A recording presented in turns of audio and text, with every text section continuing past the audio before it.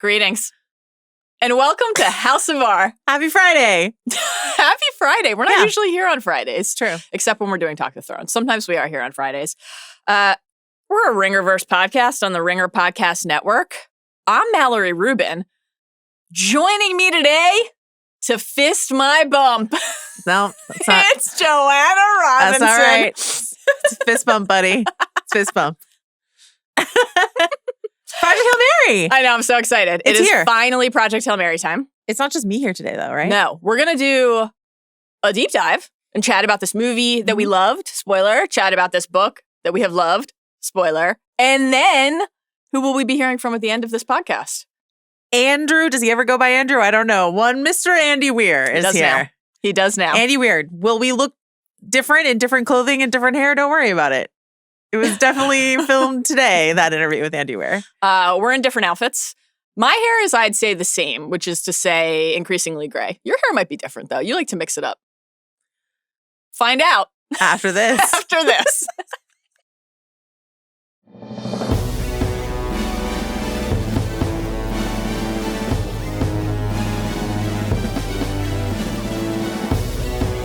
All right, Joe. Yes. The Andy Weir chat will be at the end of the episode today, so everybody please stay tuned for that. We genuinely had a great time chatting with him about not just this adaptation and his work, but honestly kind of just like space nerd stuff. We talked a little Star Wars. We talked a little Doctor Who. Nerd stuff go. Nerd stuff go. I mean, always here. Witch stuff go. Nerd stuff go. Witches, be gone. No, stay. Yeah, be stay. Yeah, be stay. Be stay, witches. Programming reminders before we get into the deep dive? Great question. We've got a bunch of people have been asking us to break down the Dune and Spidey trailers, which we will be doing. That's right. Did they drop a little earlier than we expected? Yes. They did. But we will be getting to that. We will also be checking in on Daredevil. That's right. That's launching next week. So That's right. We've got all that on the horizon. Yes. We've got more Chris Nolan movies to get to before the Odyssey is here. We Mere sure months do. away. I know, wild stuff. Very exciting. And then despite the fact that the reboot is canceled, we will be continuing a pace with our Buffy rewatch. Mallory has watched stop us. most of, not all of, but most of season 4. Yeah, I only have a couple episodes left. So the word stevedore does mean something to you now. So that's exciting. Sure. Boy, does it. You received some text from me about that. If you're wondering, how can I follow along? Guess what? Normally we say the same shit about that. We've got an update. You can, of course, follow the pod, right? Follow House of R on Spotify or wherever you get your podcasts. You can watch full video episodes of House of R and the Midnight Boys Pew Pew on Ringerverse. Great stuff. And on the Ringerverse YouTube channel. But guess what? We have new social handles. So you can follow House of R Pod. That is House of R Pod on Instagram and TikTok. It's very exciting. Mallory has a big project coming up that we're hoping to document on social media. Sure. Yeah. I don't want to say anything specifically about it, but it's very exciting. And we would love for you to be with us every step of the way. So House of Our Pod. Yeah. We've got some ideas cooking for what we're going to get up to on the old Instagram and TikTok. It's going to be fun. Also, the inbox is always open. hobbitsanddragons@gmail.com. Send us your thoughts on Buffy Season 4, on the beginning of Daredevil, on the recent Spidey and Dune trailers, anything else that's coming up, Maul Shadow Lord. What else is coming up soon? Anything else that's airing this spring, or if you want to start emailing us about things this summer, great, do it. We'd love to hear from you. Send us all of your thoughts on Rocky, even though we're talking about the movie today. We want all of your Rocky emails. Spoiler warning. I mean, it's an obvious one today. If it's in the film, Project Hail Mary, which just came out, we can talk about it today. Project and also if it's Hair Mailing. Project Hail Mary, Okay. which is the Wig Watch TM with Joanna Robinson TM. Yeah, that Jessie Buckley wore as Mary Shelley in The Bride. Yeah, you're used to getting Project Hair Mary. You are used to getting the making of featurettes. Yeah. And this is one that will recalibrate your expectations for what to expect from everybody shoulder loved content. The Bride, so what they want is more info about The Bride. If it happened in either Project Hail Mary or Project Hail Mary, we're going to talk about it today. It's on the table. If it came up in the book, it could come up. Much if like it came this up in the film, strange it could come up. esoteric gold Yeah, thing what that's is on the this? table. It's a dish. It looks like it could be half of an egg. If you're not watching a video podcast, we're talking about a thing that's on the table in front of us. Arjuna has suggested, half like a dino egg. Yeah, now that we've said dinosaur, I don't want to say this, but it almost makes me hungry. It looks like it could have contained candy. Oh, you want to eat dinosaur I don't. eggs. I don't. That's why I specifically life said finds a way. no. And by life finds a way, you mean your life.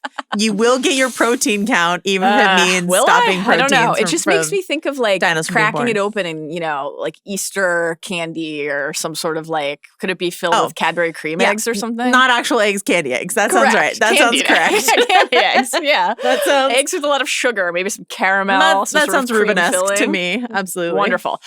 Okay, any other programming reminders, notes about things that may or may not be coming? We're only going to have one pod next week. We didn't say that, but one pod next week because I will be on a family visit and then we will be back after that. Yeah. And that's all there is to say about that. And now let's talk about Project Hair Mary. All right, opening snapshot. Okay, normally we talk about movies on Mondays. So we have a little more context for like, what was the box office, etc. It's a Friday. We don't really know. We have some projections, though. Looks like this movie is going to do pretty well. It does. I'm really excited about that. Yeah. We'll see exactly how well it does, but like if the runtime proves at all like an obstacle to people because it's a chunky runtime. It's a long one, but I loved it. Really well reviewed. No. I love the movie. I think everyone should go see it. Obviously, quite obviously, but get out there. Really well reviewed. Really great audience reaction so far. Yes. Here's my prediction. Tell me. I think the runtime will be a slight obstacle this weekend, but the word of mouth will be so good that this will have really long, Rocky-esque legs. That's what I think. 5 of them? Yeah. 5 weekends of good box office returns for Project Hail Mary.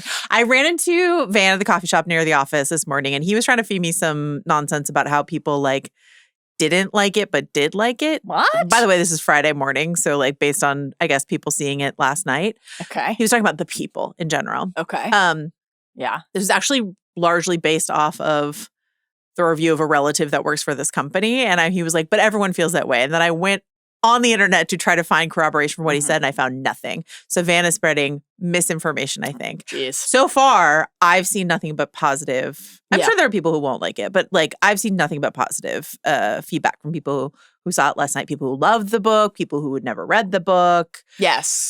It does ask for like a big emotional buy-in. Whew. It's like a very hope-core kind of movie, but what else do we need right now if not that? I know. I quite agree. Yeah. I mean, it's early days, but both out there on Yield interwebs and also just anecdotally from folks who've seen it, who have chatted with Safari, I agree. It's a really positive reception. And I think that I loved this book. I had super high hopes and expectations, and it's met them as a methodically and carefully calibrated but very faithful adaptation. Yes. And also for people who have no relationship to the books, it's just a charm and charisma bomb. It is just oozing heart. Hopecore is a great way to put it. I love that. And it's visually astonishing. I found the runtime on second viewing even less noticeable. Like I just, when it ended, I was like, damn, I can sit here for another couple hours. I mean, I would love to keep hanging out with my guy Rocky. Yeah.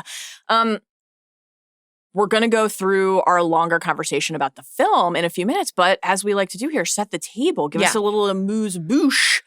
How did you enjoy this film each of the times that you've seen it so far? Thanks. I love it. First, I saw it with you and Sean. Yeah. And that was really delightful to like get the like slightly more cynical film snob reaction. He loved it. He did, yeah. And the Mallory Rubin, my heart is always open and full of hope reaction. She loved it.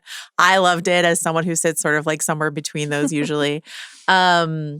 And then I saw it again with my nephew and my sister. My nephew, Project Hail Mary is his favorite book. And so, he's like a 15-year-old. And like after it, I was like, did they do it? He's like, they did it. Yeah. So it was really, really great. The first time we saw it, it was like a pretty sparsely attended screening. Yes. The second screening I saw was packed. And so it was like really nice to see it with like a fuller audience. A lot of laughter. Yeah. Specifically on the Close Encounters joke, which was really fun. Really great. But I wanted to start with like a big picture. What I've been thinking about as we unofficially close out Space Movie Month. Yeah. You know, we've been talking about all these space movies, rewatching them, talking to our pals, Amanda and Van and Chris and Rob, the whole gang about space movies. And something that keeps coming up is like, why do we go to space? The mission's very clear in this movie, right? Yes. We have to save Earth, so we go to space. Right. But like, what opportunities are there in the vast oceans of space? And like this idea of like, that we always like to talk about, which is confronting yourself. What can you find in space? Can you find yourself? I think you brought this up a bit on the space movie draft or perhaps in The Martian. But like there are moments in this movie, like there's a moment where Rylan sort of passes out, half hallucinates himself on the beach and someone's walking towards him and it's him. Yeah. You know? So that's sort of like that very sort of visual representation of like confronting yourself on this journey, who you are. We'll get to more details of that. And there's also this quote from the book that I love. I only have a couple quotes today. I know you have a couple quotes today from the book, but there's a quote that I love from a character who did not make the movie adaptation. Yeah. Good old Steve Hatch, right? But he says, "Do you believe in God? I know it's a personal question. I do. And I think he was pretty awesome to make relativity a thing, don't you? The faster you go, the less time you experience. It's like capital H, he's inviting us to explore the universe, you know? And I just love that. This idea that like there's something it's so scientific. Yes. So scientific. And we love that. We love the science of Andy Weir stuff. And like, however much of it might go over my head, I love that it's here. Sure. I love that this movie does a great job of nailing the emotion. So you always understand what's happening scientifically, even if you don't understand the jargon. Right.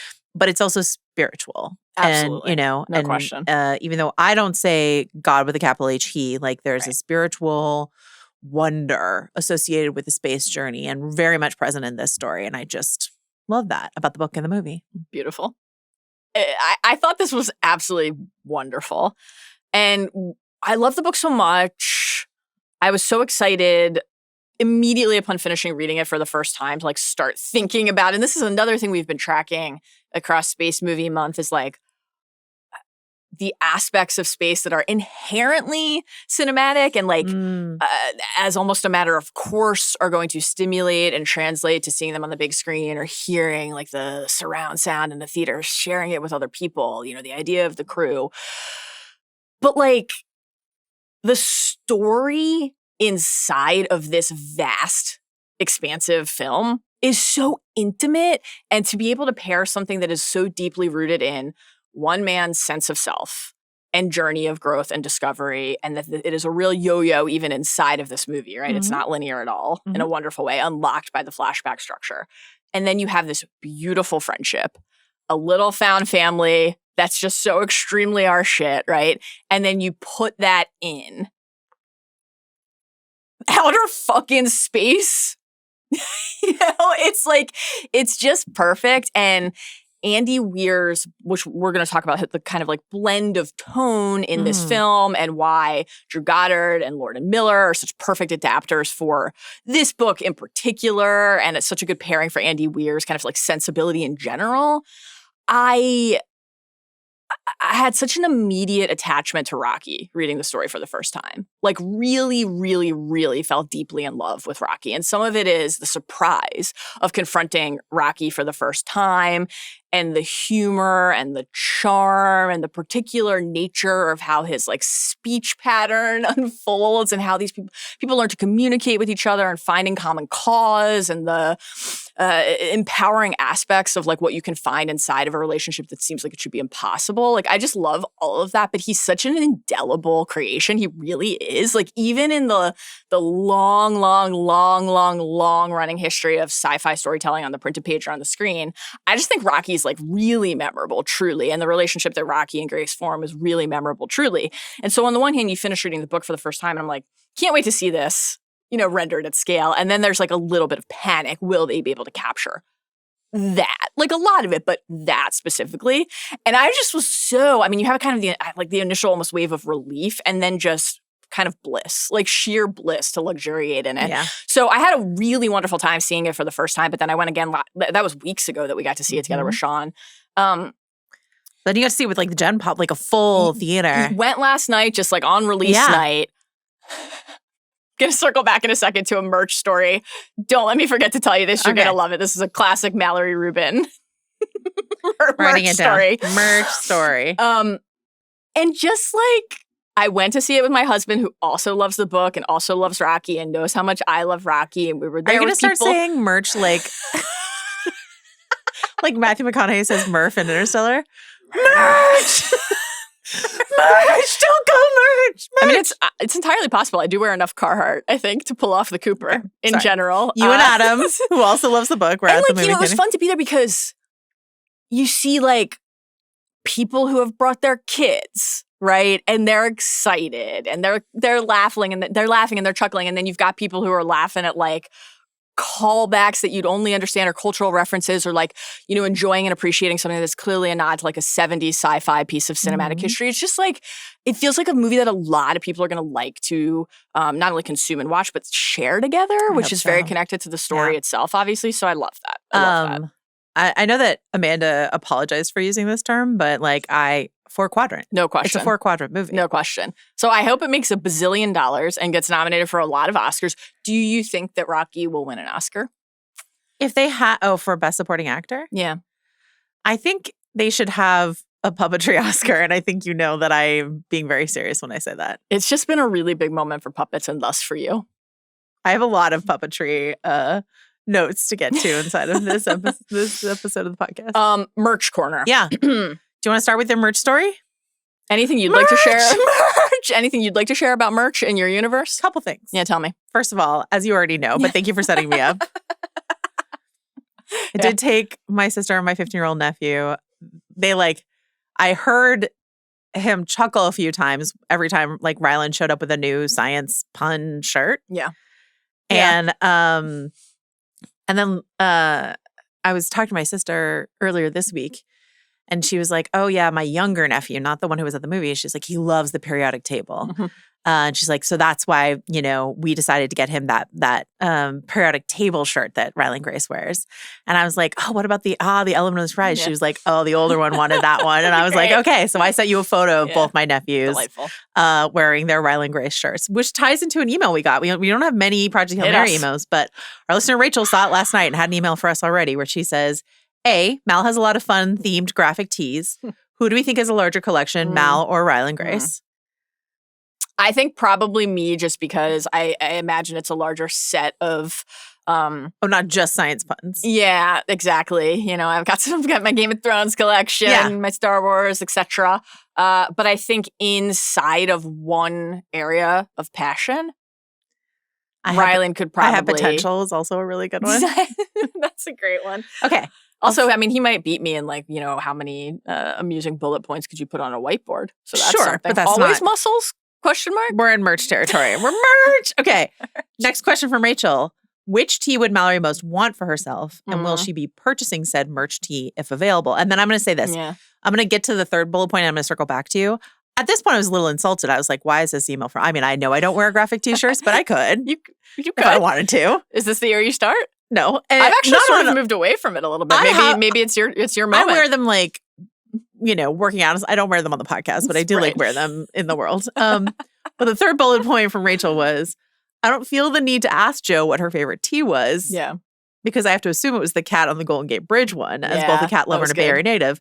But please confirm, Jo. Rachel, as I was reading her email and I was like, ugh, she only asked Mallory, my answer would be the cat on the Golden Gate Bridge. And then she had that in there. So how does it feel to be seen and known? To notice to be loved. So I just felt really special. Seen, known, understood. A follow-up comment, I think, from my sister was like, Rylan didn't get to pack his trunk for the ship. Yeah. So someone else put all of those shirts in there for him. Right. Do you think it was Carl? Like, who packed it for Carl, him? And do you think Carl was like, oh yeah, you're getting the Golden Gate Bridge cat shirt? Probably. There's no laundry in space. I have questions about how all of those shirts smell. I mean, there's the great moment, you know, down on Earth still when he's meeting the crew and kind of like in an embarrassed fashion, like closes his outerwear. One of his many shawl collar sweaters that he wears.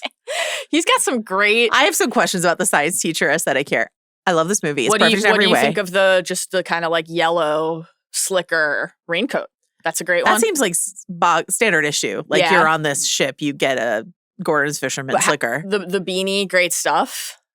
The frosted tips, seemed very not science teacher to me. I think the reason the very bright Ken-like frosted tips on Ryan Gosling in the flashbacks are meant to say, like, this is what it was like when he had sunshine on his hair and now he's in space and it's darker. I think that's what it was for, but it looked very looked very Ken to me. Yeah. The shawl collar sweaters.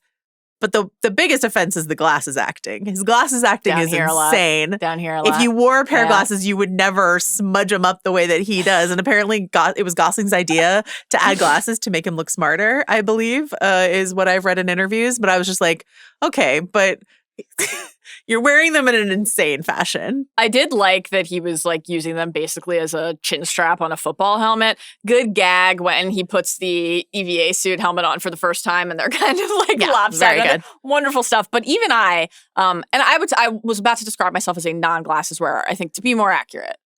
An Someone who optometrist clearly of horror. needs glasses but has not yet gone to secure them. Yeah. I had to assume that the constant tossing and handling was not advisable. I was struck by the Chuck Taylor's making it to space. You know, in the text, it's like the little booties. Yeah, the booties. You know, that's all you need on the ship. Okay, to go back to Rachel's question, which shirt would you most want, and will you, or more accurately, Adam, be purchasing it for you? Does it feel like stolen valor to wear a science pun shirt? Yeah, I don't know if science pun shirts are really my corner, my lane. I love science as a pursuit. As you know, I like telescopes. We talked about that with Van. I can't say that I'm scientifically inclined. So it's the cat in the Golden Gate Bridge. So it's probably one of the cat shirts, yeah. He also had the cats shirt. But I don't think I would do that necessarily. So I don't know. Will Adam get me a Project Hail Mary shirt? I'd say almost certainly. But it'll probably be something like Rocky based. It would be like a Rocky thing. It'll just say like Amaze on it. Maybe. Is this your merch story? I would say I've started to secure a number of items already. I'm going a little crazy. So here's my story. Okay, so first of all, I got the Lego set, obviously. I had said, Arjuna basically laughed in my face, as he should have, because he was like, you got to get the Lego set. And I was like, I'm taking a break. Oh. I've run out of space for Legos. I also would have laughed in your face. Yeah, okay, sure. Yeah. You're not going to get Nothing the has Project been Hail more Mary Rocky Lego. Guaranteed than you getting the Rocky Lego. A lie I told myself for like 37 seconds that Arjuna and Adam and everyone who knows me was like, this is horseshit. Right. Just like, you're going to get this. So I got it. Let me tell you something. It's fucking great.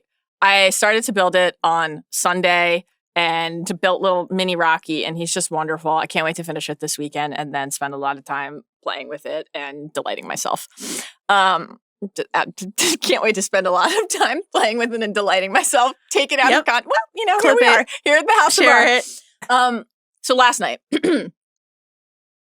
went to see the film at a Regal. And I'm on Instagram, as we are. And so I had seen what some of the offerings would be. And I had said, I'm going to be disciplined. I'm not going to get any of the popcorn buckets, even though I thought they looked really cool. How many? There are a couple and maybe a few. A couple and maybe a few?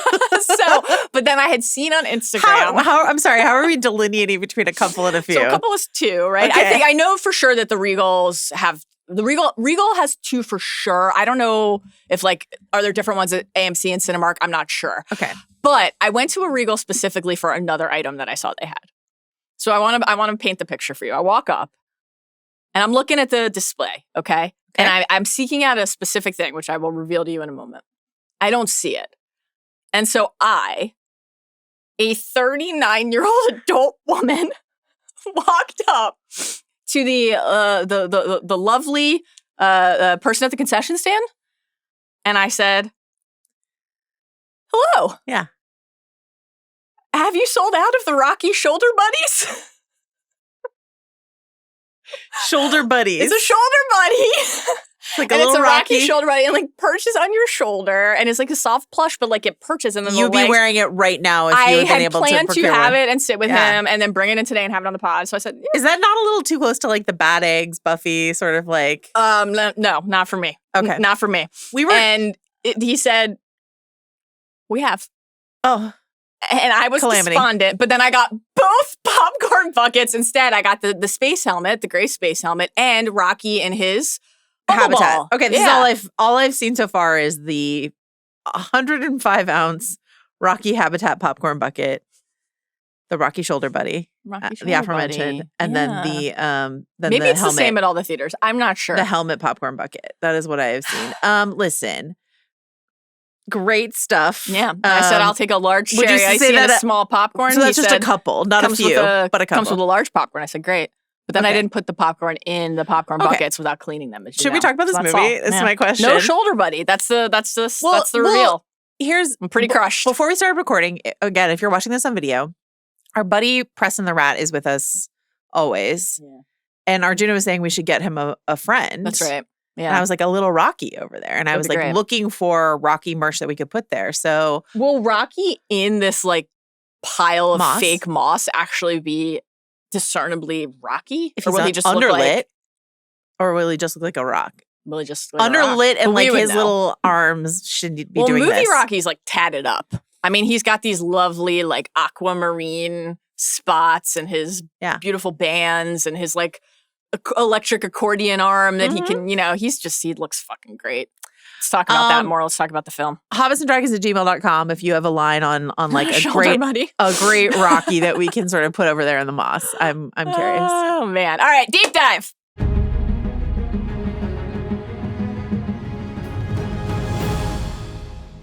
Not as deep of a dive as usual, honestly, because we have our interview today. And also, we're seeing this in theaters. We're not like able to chronicle every single line of it as we sometimes are, but we're going to talk about a thing that we love, and that's fun. Let's start with the minds behind the movie, the creative team. If anybody did not either listen to / watch the Martian pod or has not heard us talk about this on a hype draft or any of the other 900 times in the last couple of years that we mentioned how excited we were for this movie because we love the book. What is your relationship to this book and Andy Weir's work in general? Like, what is it that you love about Andy Weir's stories? I just find they're a delightful read. They're, I would say, for me, an even more delightful listen. There's something about the patter of his main characters that just really lends itself to the audio space. And particularly this, I've been like singing the praises of the Project Hail Mary audio experience, but like particularly experiencing what they do for the Rocky audio inside of that space is really, really good. So yeah, I just find his books, I love like Terry Pratchett. Like there's certain like, or Douglas Adams, like smart comedy genre books. And I would put him, he's obviously much more scientifically focused. There's a lot of the science that just goes right over my head. And I kind of let it just kind of buzz in the background a little bit.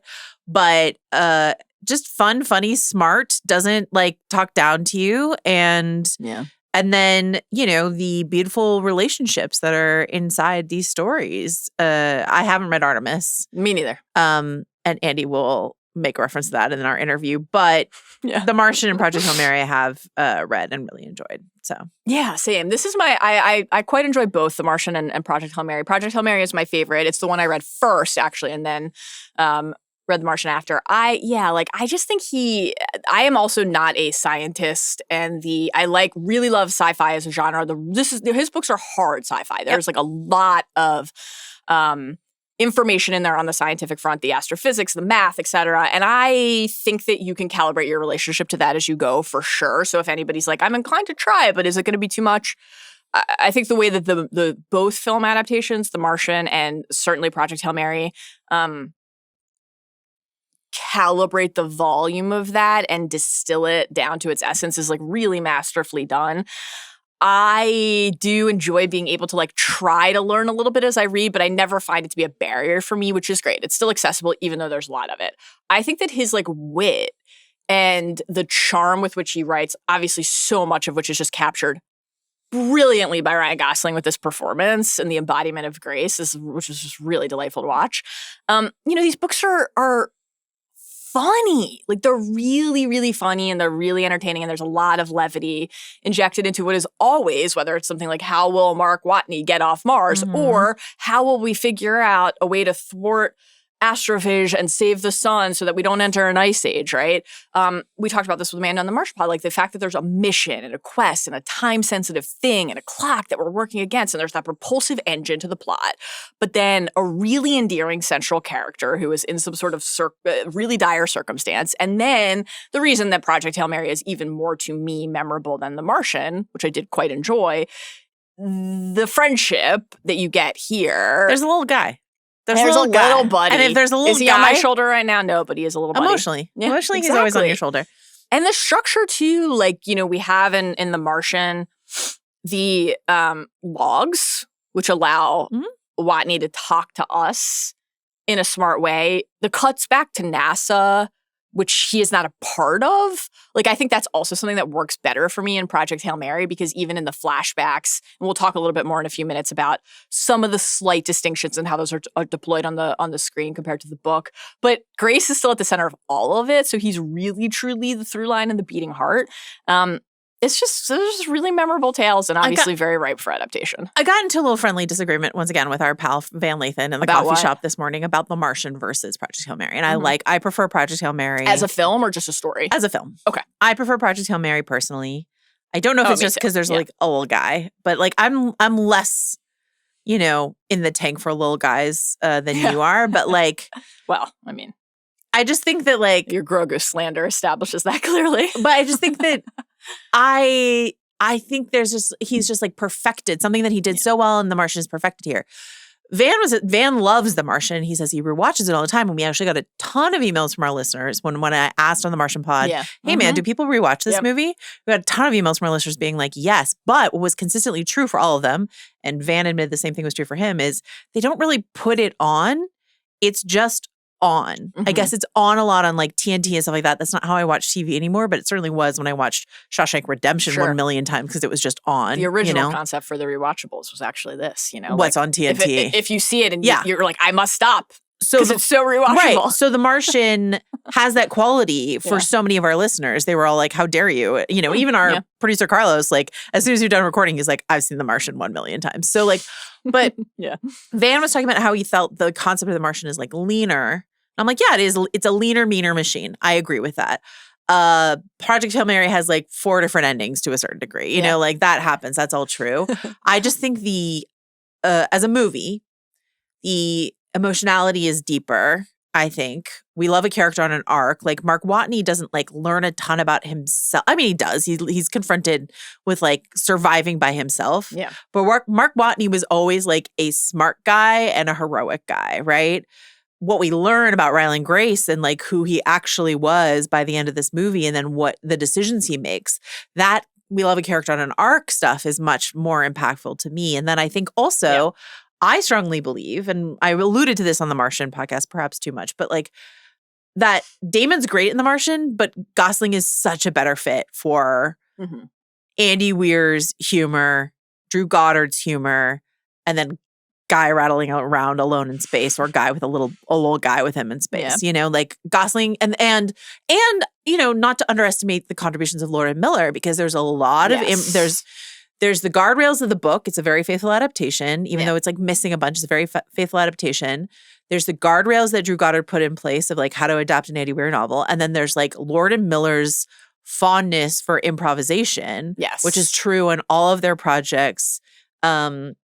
Spider-Verse, they talked about like not really even having scripts sometimes, and just like Lord and Miller would just like slap Post-its in the sound booth in front of people and be like, try it this way, try it this way, try it this way to find the right one. In all of the descriptions of how they made this movie, there's just all of like Drew Goddard would write a joke and then he would say like, and then they'd spend 45 minutes just like trying different versions of it. So that like improvisation, no bad ideas in a brainstorm, find the funniest version of this.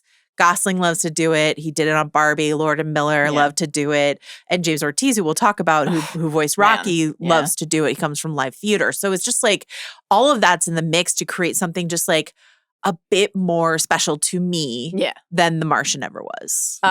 Would you call it a brew? A brew? Let's talk about Goddard and Lord and Miller a bit more here.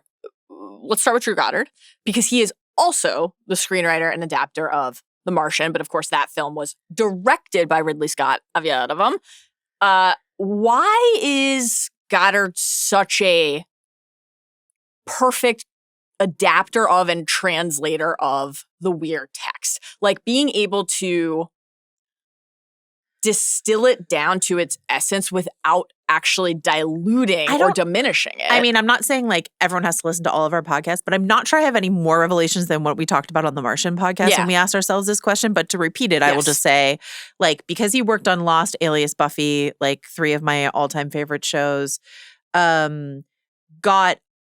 was trained by essentially.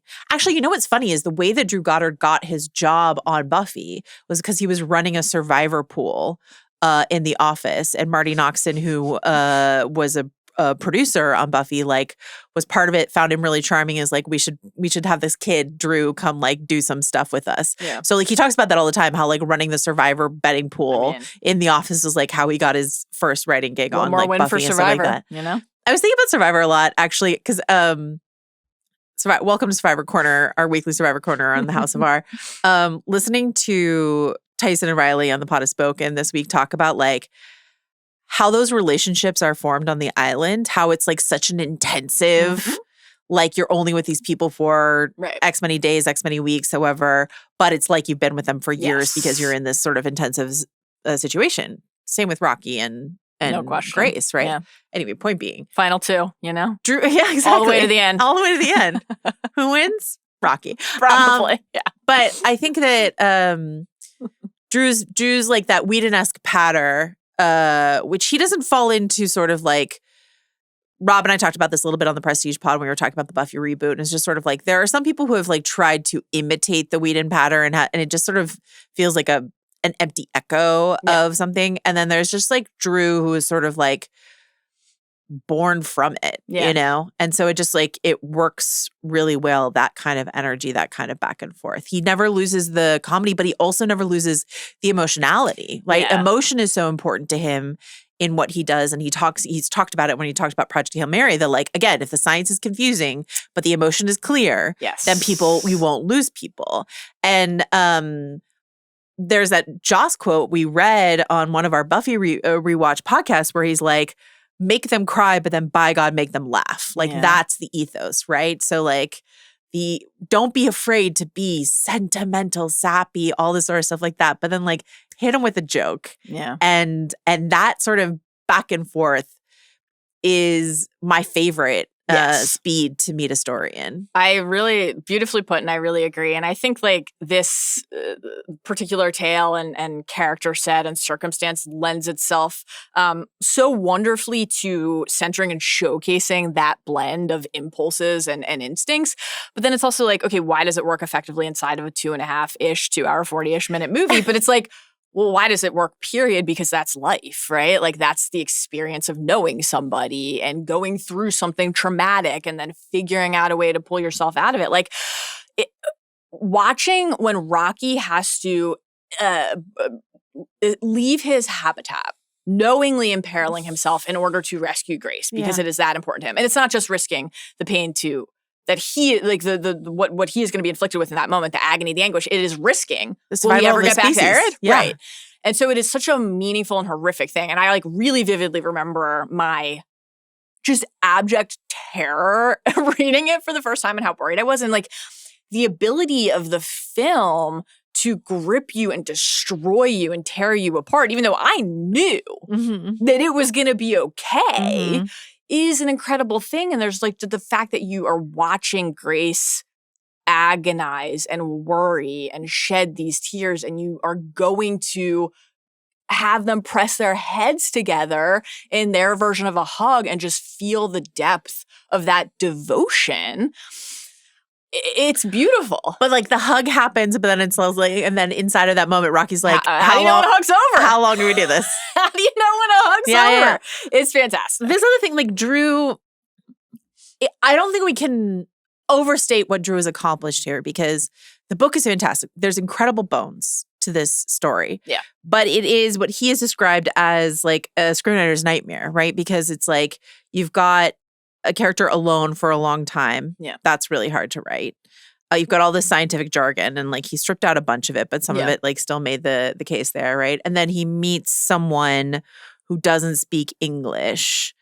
So there's this like language barrier part of the script. And then there's also like, we'll talk about sort of the challenge of building Rocky, but like a character who cannot emote with facial features. Yeah. So like the language has to do a lot of work there as well. So like a screenwriter's nightmare, but like a challenge that he relished and spent a really long time on. The kind of version of that Lord and Miller had directing. Right. They talked about this a little bit with Sean on The Big Pick. Everybody give that a listen if you haven't yet. All of the terror, the fear that they felt when they were reading the script, the treatment for the first time, thinking like, damn, this is going to be hard. Like studios are going to be scared of a co-lead who doesn't have a face, right? But also like the sets that you're going to have to build and like, okay, this is going to have to be a puppet because we want Ryan Gosling to perform with a real tangible being, not a tennis ball. I'm paraphrasing like what they said to Sean on the pod. And Andy talked about that a lot with us yes. too. And that in the process of then having to figure out how to do that, you end up with magic. So yeah, we got to chat with Andy about the Rocketeers, right? That was the 5 puppeteers who are actually there. And like if you're a nerd, a movie nerd, a genre story nerd, you're hearing Andy, well, you'll get to hear Andy talk to us about this, hearing Lord and Miller talk to Sean about it, many other interviews out there. Like I kind of almost just on reflex, like was started thinking about Yoda. Right? And Empire and like the connection to something almost sacred here and how you render these things. Reportedly, so like Neil Scanlon, who designed Rocky and also designed the Porgs and done a lot of great work with Star Wars, et cetera, et cetera. I get really excited whenever I see Neil Scanlon's name on like a creature design. This is like what James Ortiz has said in interviews that Neil Scanlon said to him, right? He's like, you're Frank Oz and I'm building you Yoda. What and a they cool built thing. it collaboratively. And also in one of the interviews I read, I think it was the inverse interview with Livy Scott. I think Livy's observation was like that comp is so apt, not just because Yoda is such like an indelible creature and all of this, but like when you think about Luke alone on Dagobah and how Mark Hamill talked about how important Frank Oz was for making that a successful sequence, because otherwise it's just like Luke alone on a swamp. Well, and then to your point about just like with love and respect to R2. R2 is also there, obviously. Sorry. Don't get mad. Stop writing an email. Frankly, good save. Stop it. Good save. Delete. It's like, the only what you take with you idea as well in terms of that arc that Grace is on and like what is he bringing and what is he piecing together and slowly unlocking about his history and his choices, and then what does he do with those insights once he is able to stare at them and confront them. Like Lord and Miller with Sean also, they talked a lot about like studying more recently, because obviously, I mean, we're decades away from when Empire came out, right? They've talked a lot about studying Dune, Villeneuve's Dune more recently. And like when we left our first screening with Sean, like we were all obviously talking a lot, like Close Encounters, which you already mentioned. 2001. This story is at once so fully realized and specific and utterly itself in a way that just, I think, delights us as fans and nerds, where it's like, this will be a thing that people are talking about for a long time. It's like Project Hail Mary. You hear it, you know what it means. It evokes a sound, it evokes a feeling, it evokes an image right away. But it is so stitched into a tapestry and to a history, right? Into a legacy of these not only like sci-fi stories, but stories of exploration. There's a space film grammar that they are like fluent in, you know what I mean? That you can see inside of this. And this is why it was like so fun for us to do like this space film draft or whatever and revisit all of those movies. I also want to like on the creator front, I want to give Ryan Gosling the credit because he's the one who first got the manuscript for this before the book was even published. He got the Project Hail Mary manuscript. He called Lord and Miller, right? Incredible. I'll let Andy talk about why Drew Goddard was like the only person he wanted as a screenwriter here, but Ryan is the first person who was attached to this, got Lord and Miller. Yeah. Where Lord and Miller go, I don't know the exact order of operations, but like where Lord and Miller goes, so goes Amy Pascal. Amy Pascal is a producer on this. Amy Pascal also produced her on the Spider-Verse movies. I'm just like hugely always rooting for Amy Pascal post Sony leak, but something that like because she was head of Sony, and then the Sony email leak hack happened. I've read a ton of those emails because I had to for the book that I wrote, but it feels like such an invasion to read these people's emails. But what is true about Amy Pascal is that she was always a huge Lord and Miller fan. She would write about them constantly, like, what can we do with them? What can we do with them? What can we do with them? Yeah. She was a huge Drew Goddard fan. He was going to do the Sinister Six for her. Like, she has been Drew Goddard champion, Lord and Miller champion. I am so happy for her that like Spider-Verse has paid off for her. She did Little Women. She did Challengers. She's just like been making like Pascal Productions, and now she's going to be on the James Bond movies. Like, so like That's right. Amy Pascal, like from the ashes sort of rise for her. Yeah. A strange woman parodied in the studio by the great Catherine O'Hara, like absolutely. But like just has a great eye for talent. And so like the Pascal, Goddard, Lord and Miller, Gosling, Andy Weir being quite involved, which he'll talk about in our interview with him. Like that whole mix is so important. But I just like, I love the timeline is that like all of those people were in place before the book was even published. Mm-hmm. And that's like people optioning the rights to a book before it's published happens all the time in Hollywood. Yeah. But like having the whole team in place. That's wild. That is like extremely rare and very cool. Really, really awesome. Part of that improvisational spirit that you mentioned manifested in the James Ortiz of it all, because this performance that we got is real, is a performance, right? And they built the spaceship. Like they built that set in full. So this stuff is happening practically around Gosling, and they're moving and they're responding to each other and they're setting up wires to figure out, is this a zero-G scene? Right. Is the centrifuge active? Right. Like these are not CGI green screen sequences. This is something that was rendered in full, and being able to respond that in real time to like what was that unlocking about the performance and the chemistry and the relationship.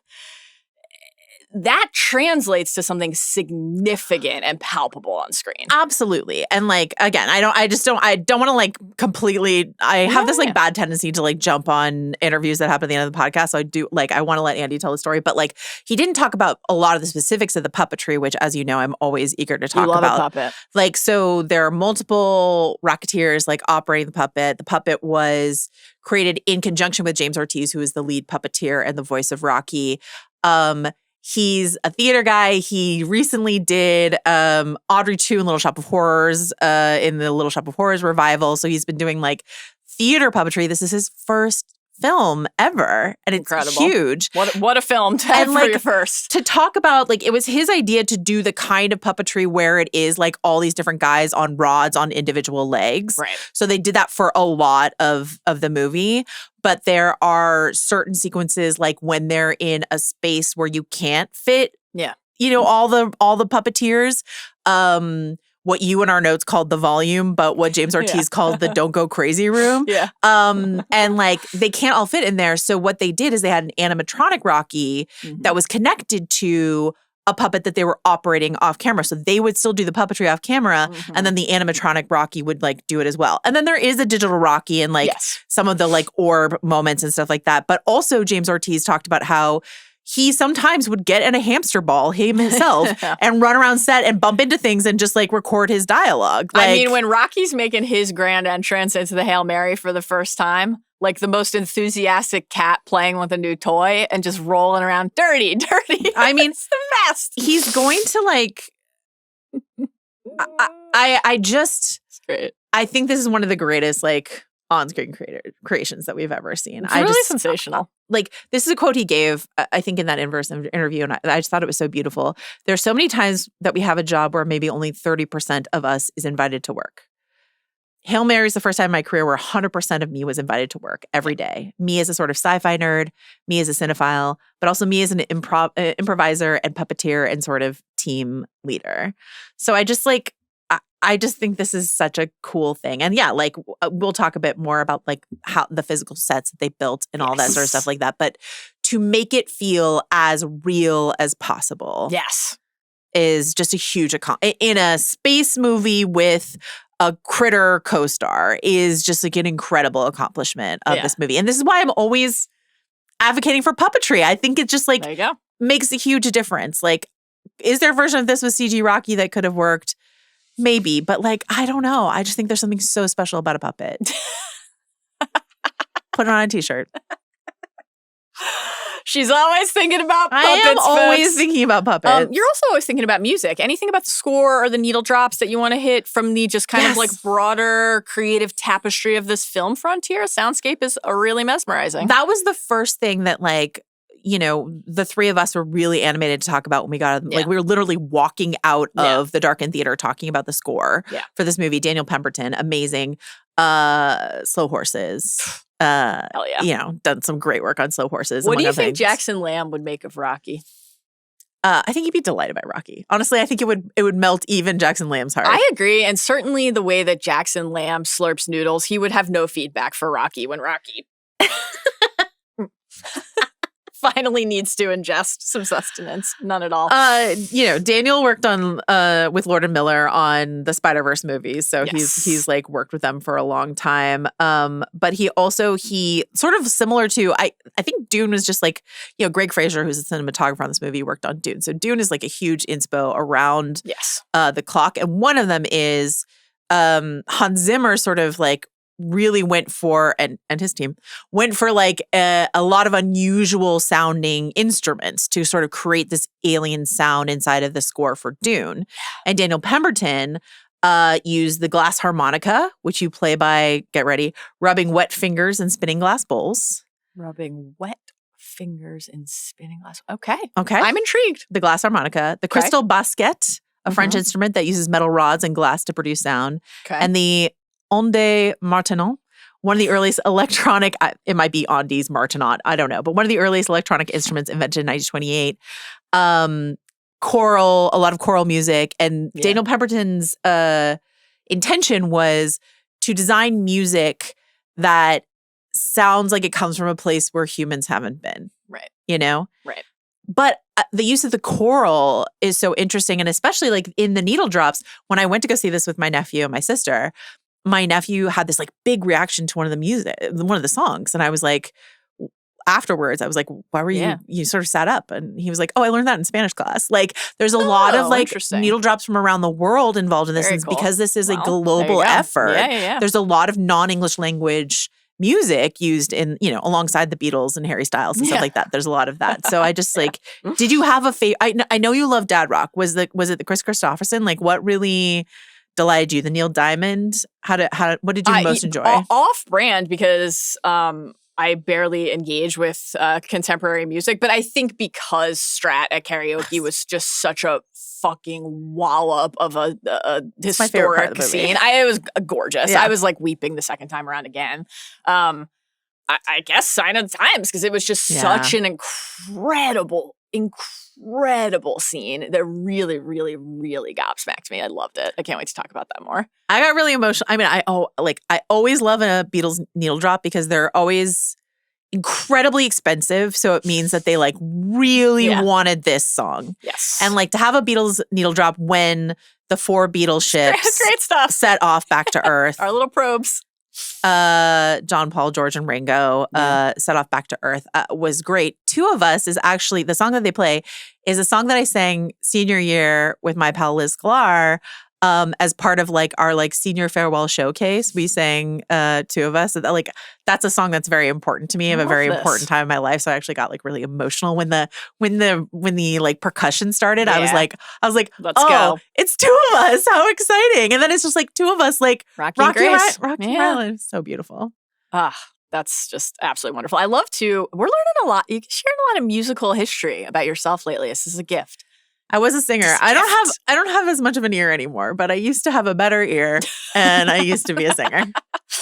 You sang very memorably on the Martian podcast. Memorably? I didn't watch that social media clip because I don't want to know what it sounded like. I did, and I was like, the show sounds great. Just like when you revealed your masterful artistic renderings on the recent Valentine's Day special. The other thing about just the soundscape of the story, obviously, you know, we have all of like the tech sounds and everything, but Rocky. Yes. You know, the journey to discovering and choosing Rocky's voice, which we will talk about when we get more fully into the Rocky Grace relationship in a bit. is obviously a hugely crucial part of the story in the film, and again, very amusing. But Rocky is musical. Yeah. When he is just emoting through sound, that is how he's obviously moving and conveying a lot with his the expression of how he moves his limbs and how he moves his body, but he's using whale song in essence. And so it is very simultaneously like, I think Rocky is very cat-coded and really reminds me, and just the bond, they form this idea of like, what if you couldn't actually talk to someone, but you had the deepest connection that you've ever experienced with any, it's really like Rocky really reminds me of Halo, but like he really does. He really does. He also, and I've made a similar comp to like the beeps and boops with the droids to relationship with a beloved cat before, but like it's also very droids beeping and booping. Like if you have a bond with your droid in Star Wars, you are communicating in full with them through the little beeps and boops, right? So on the one hand, I love that they're like learning to understand each other through the miming and the mimicry and the pointing and the tapping. Great. Oh, you're not tapping, you're pointing bit. Made me laugh. Great stuff. Right? Really good. The puppet shows. It's all just wonderful. One of my favorite Gosling deliveries in the movie was like, that's a big ask about the helmet coming away. It's a big ask. Yeah. It's all great, but so you have these beautiful, like, oh, what's your mate's name? And it's just like listening to sounds from the depths of the ocean for 45 seconds. Yeah. And so do I love that we get to hear Rocky speak eventually? Of course. But the fact that you can understand what he is trying to convey before you put human words against it is actually really the point, right? As is the point of being in a position where you recognize and understand that a barrier like that doesn't have to be a barrier. That's obviously one of the great takeaways of the story, right? And we'll talk about that too. Like, we talked about this with Andy. I think this is like something that we love about the book and have been anticipating about the movie is it's just like on that Hope Corps front, that's true in a lot of ways, right? We can save our planet. We can help each other. But also like whether it is that global effort on Earth that you mentioned or this bond, this relationship that Rocky and Grace forge, it's like you are looking at somebody who's different from you and that doesn't matter. It can be the most beautiful connection and relationship that you forge if you choose to try, right? And I just think that that's like a beautiful message in general and obviously one right now in our deeply fucked up world in that these capital T divided capital D times that we find ourselves in. Yeah. So it's just lovely. Eric Adal is the name of the sound designer. He also worked on A Quiet Place, which is a very quiet movie, but also the sound is very important in that. But like, yeah, the whale song for Rocky, and also that goes back also to the puppetry design because like when he's singing his mate's name and he's like quivering with the emotion and adoration for her that's inside, and, like, touching the little mark that's inside the puppetry and inside in this like performance of like, let me get her beautiful name right, let me sing it for you. It's just gorgeous. Adrian, absolutely just iconic, really funny. It's iconic, really funny. All right, the stakes, the tone. So we've talked about the mission, Petrova line, astrophage, killing the sun, every other star, except one. And so we got to get there to find out why that's not happening there and if there's something we can learn about it that can help us save Earth because the temperatures are going to drop. We're going to head to an ice age. The crops are going to die. The animals are going to die. The people are going to die, all because of what's happening, but also because we're going to tear each other apart, right? Chilling moment, obviously, in the film when Strat is talking to Grace and is like, and that's if everybody agrees to share and to ration. And guess what? They won't. And I think that's a really crucial aspect of the story, too, that is a necessary acknowledgement of the fact that the inclination to team up and work together is like not always how it goes, right? Well, the fact that it belies, so this is how it goes in the novel, which I really love this section of the novel, right? So like she says in the novel, no, you don't know because it gets a lot worse. Yes. And then Grace says worse than half of humanity dying. And she says, of course.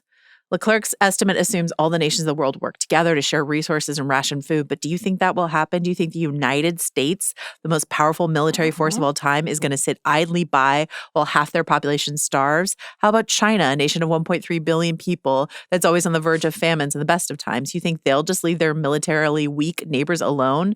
I shook my head. There will be wars. Yes, there will be wars. Fought for the same reason most wars in ancient times were fought for, food. They'd use religion or glory or whatever as an excuse, but it was always about food, farmlands, and people to work that land. Very Dune. Yes, quite.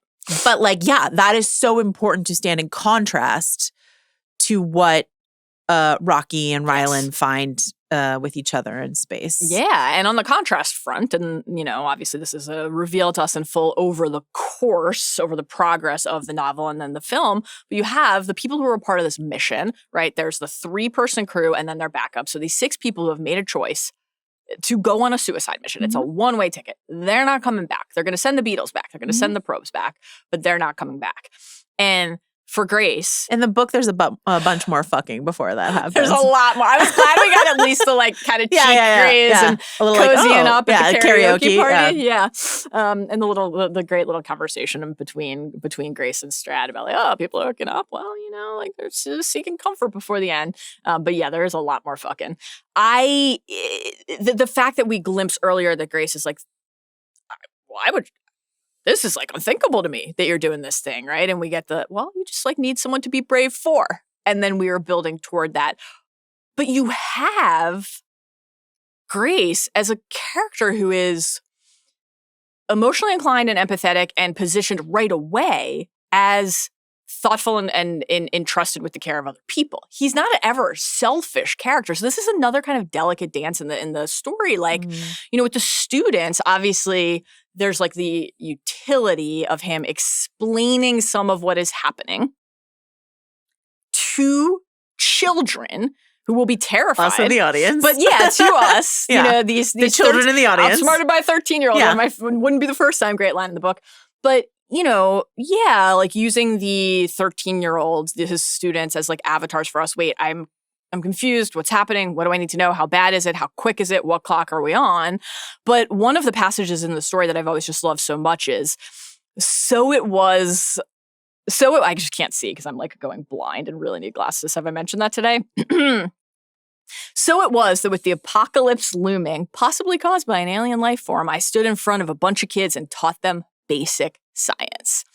Because what's the point of even having a world if you're not going to pass it on to the next generation? And this gets to another thing that we've been talking about across Space Month that you've been, you know, centering and identifying as really crucial. And it's very present here in the story where a science, not just a scientist, but like a science teacher who, yes, has been cast out by his academic peers and fellow researchers who thought that his ideas and his disposition were not appropriate, right? Yeah. Well, you don't need water to be a life form, et cetera. You know, the idea that he had like made a mockery of himself in the halls of knowledge, but then he's like, he's a middle school science teacher, and he's going to be the one who saves the world. Rocky is a mechanic. Like, he's an engineer. And so the idea that you have like intellect and ability to like think about how to solve a problem and like try to interrogate what is happening in the world and figure out a solution. These are our heroes. Yeah. It's just really, really cool. There's, you know, because astronauts are very cool heroes as well. Mark Watney's a cool hero, yes. But like the fact Botanist, that like, love it. But like, this is what Drew Goddard told Ann Thompson for IndieWire. He said, quote, "I love watching competent people do their jobs." And his mom was a school teacher.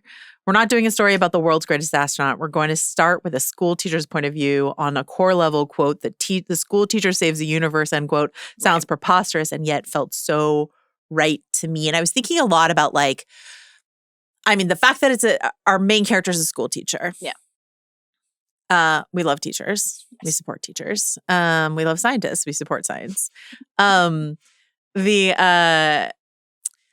I was thinking a lot about the superhero era. You know what I mean? Like, yes. We're in a really cool era for big films that are branching us outside of the superhero era. And you and I love the superhero era, and we cover those movies with like love and affection.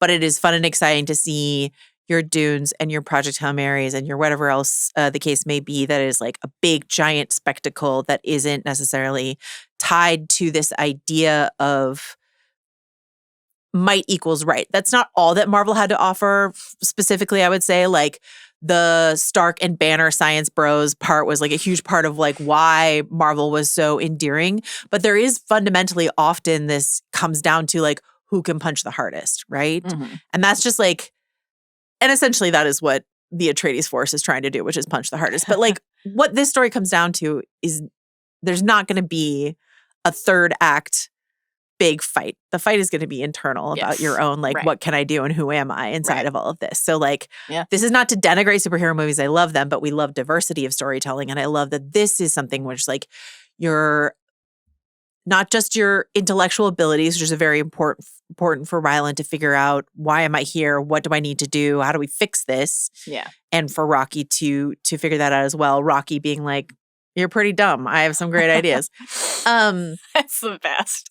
But also that emotional journey to empathy for Rylan, which is something that is revealed a bit at the end for people who haven't read the books and haven't seen the movies. But upon rewatch, knowing that we're watching this character access emotional heretofore unplumbed depths inside of him. Like Rylan Grace is such an interesting character because you know, I think we did get I did see some comments from people being like, how is someone as hot as Ryan Gosling like, man, I'm just not good with relationships, you know? And I'm like, well, hot people can be dysfunctional too. But like, but wouldn't women be trying harder to access the closed off man that is Rylan Grace? But like, whatever it is about Rylan that has made him sort of like, you know, we hate Mark, like have this relationship go awry.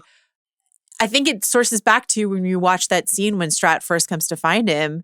And you alluded to this, like wants him to join this project. And he's like, no, not me. You know, he's like in a full panic because this public shaming of his intellect is one of the most traumatic thing that has ever happened to him. And there's something, actually, no, I know a few teachers who are like, actually the kind of, it's like listening to Noah Wiley talk about Dr. Robbie on The Pit, where it's like, you get to have these great interactions with people and then they like move on. So you're like their favorite science teacher for a year. Yes. And then they move on. Right. And so like there is this like intimacy there, but then there's just sort of like there's an endpoint on it. And I only have to let you in this for, and also you're a kid, so you're not going to ask for like greater access to me than I can afford to give. You know, so Rylan Grace has all these like sort of hallmarks of a closed off person.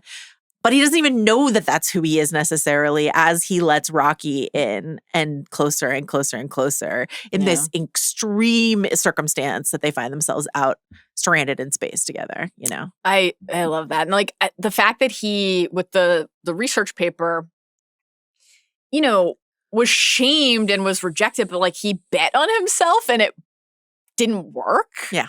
You know? And that's like devastating.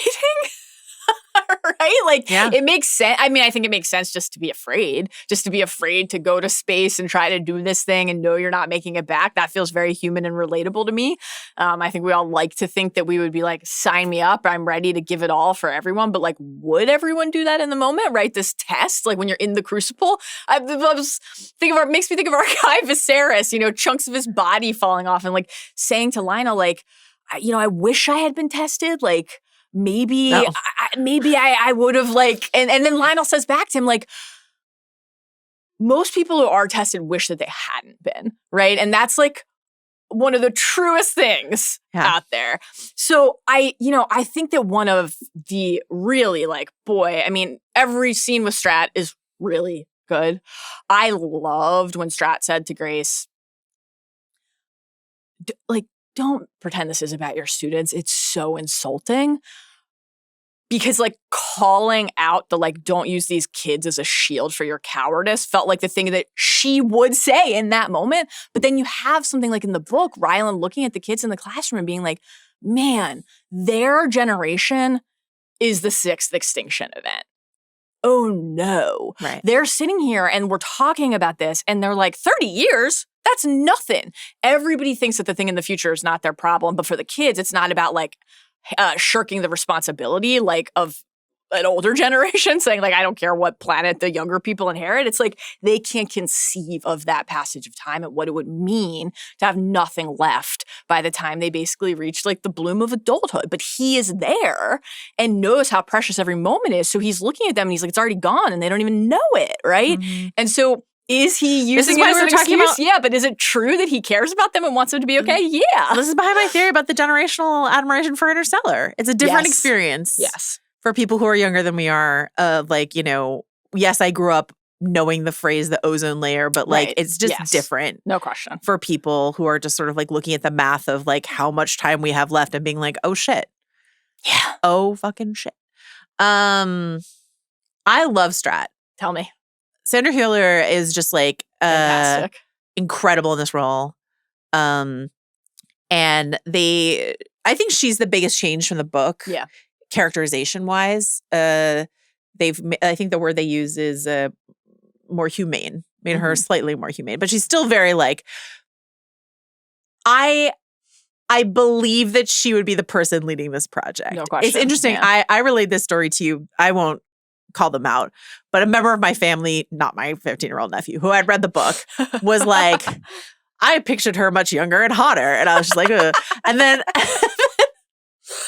then I was like on Reddit, I saw someone else like wrote the same thing. Like, I really pictured Strat younger and hotter. And like, Sandra Hüller is like 47. She's described in the book as mid-40s. It's like one person on Reddit and everyone was yelling at him. So this is not like representative of a larger argument necessarily, but like, he was like, well, there's this like sexual tension between her. I pictured Anya Taylor-Joy, and I was just sort of like, you would entrust the salvation of the world to 20-something-year-old Anya Taylor-Joy? Like, are you kidding me? Also, Ryan Gosling and Sandra Hüller are like the same age. His beautiful wife is 5 years older than Sandra Hüller, actually. So, like, I think the like frisson of sexual tension that exists between these two characters, like around that Sign of the Times performance, like when they're having the conversation out on the deck, like it's like really there. There's this thing there that is not like purely raw sexuality. It's like emotionality and power and intellect and all these other things wrapped into one. And I just think that like Sandra's performance is so funny. Yeah. Like she's so dry. Yeah. She got so many laughs out of me. She's so funny. Scary. Do it faster. Firm. Great stuff. Convinced when she makes her decision at the end of the flashbacks, like to do what she does. Like it's believable, but it doesn't make you on rewatch hate her. And then you get this moment, which is, you know, as you noted in our notes here, like additive to what happens in the books of like her many years later at the end. I loved that. You know, added. like I think the use of Strat in this movie and the choice of this performer who, you know, has been incredible in everything she's ever done is like, it's slightly unorthodox, a slightly unorthodox choice, but like just the absolute freaking banger right choice. I agree. Like really elevates the movie to something special for me. Yeah, So, I agree. I think she's absolutely sensational and really just like commands and holds every scene that she's in. And I think you're exactly right. Like you believe that she would be the person not only who can do this thing, which is compel people to participate in this and unite and align toward this quest. And like a lot of the specific details of what needs to happen are not in the movie. And I think pacing wise and stuff like that in terms of how often we're cutting back to Earth, it makes sense. Like we don't spend a long stretch, for example, talking about where do we need the land for all the solar panels, like, but or the greenhouse gases. But like you have to understand that every single person who is partaking in this most essential and urgent of undertakings everybody is doing this under her oversight and vision, and like the staunch conviction that it's worth trying. I love the like, and this was obviously in the trailer, but like you Americans call it a long shot, right? Hail Mary, I got it. Okay, but it's not just about like what is the ship going to be called and the mission called in the book and the movie called. It's like the acknowledgement that this is an impossible undertaking, but like let's find a way to make it possible. And then the fact that it is not cold, like that there is a unceasing and unyielding commitment and determination, but not a cruelty, to your point. I think that's really the essential element, because like, and hard to nail. Like, yeah. I don't think of her as like she's not an unfeeling. uncaring exactly. Yeah. I think, but she's just like, I've been tasked I have to do with it. making this impossible choice, these impossible choices.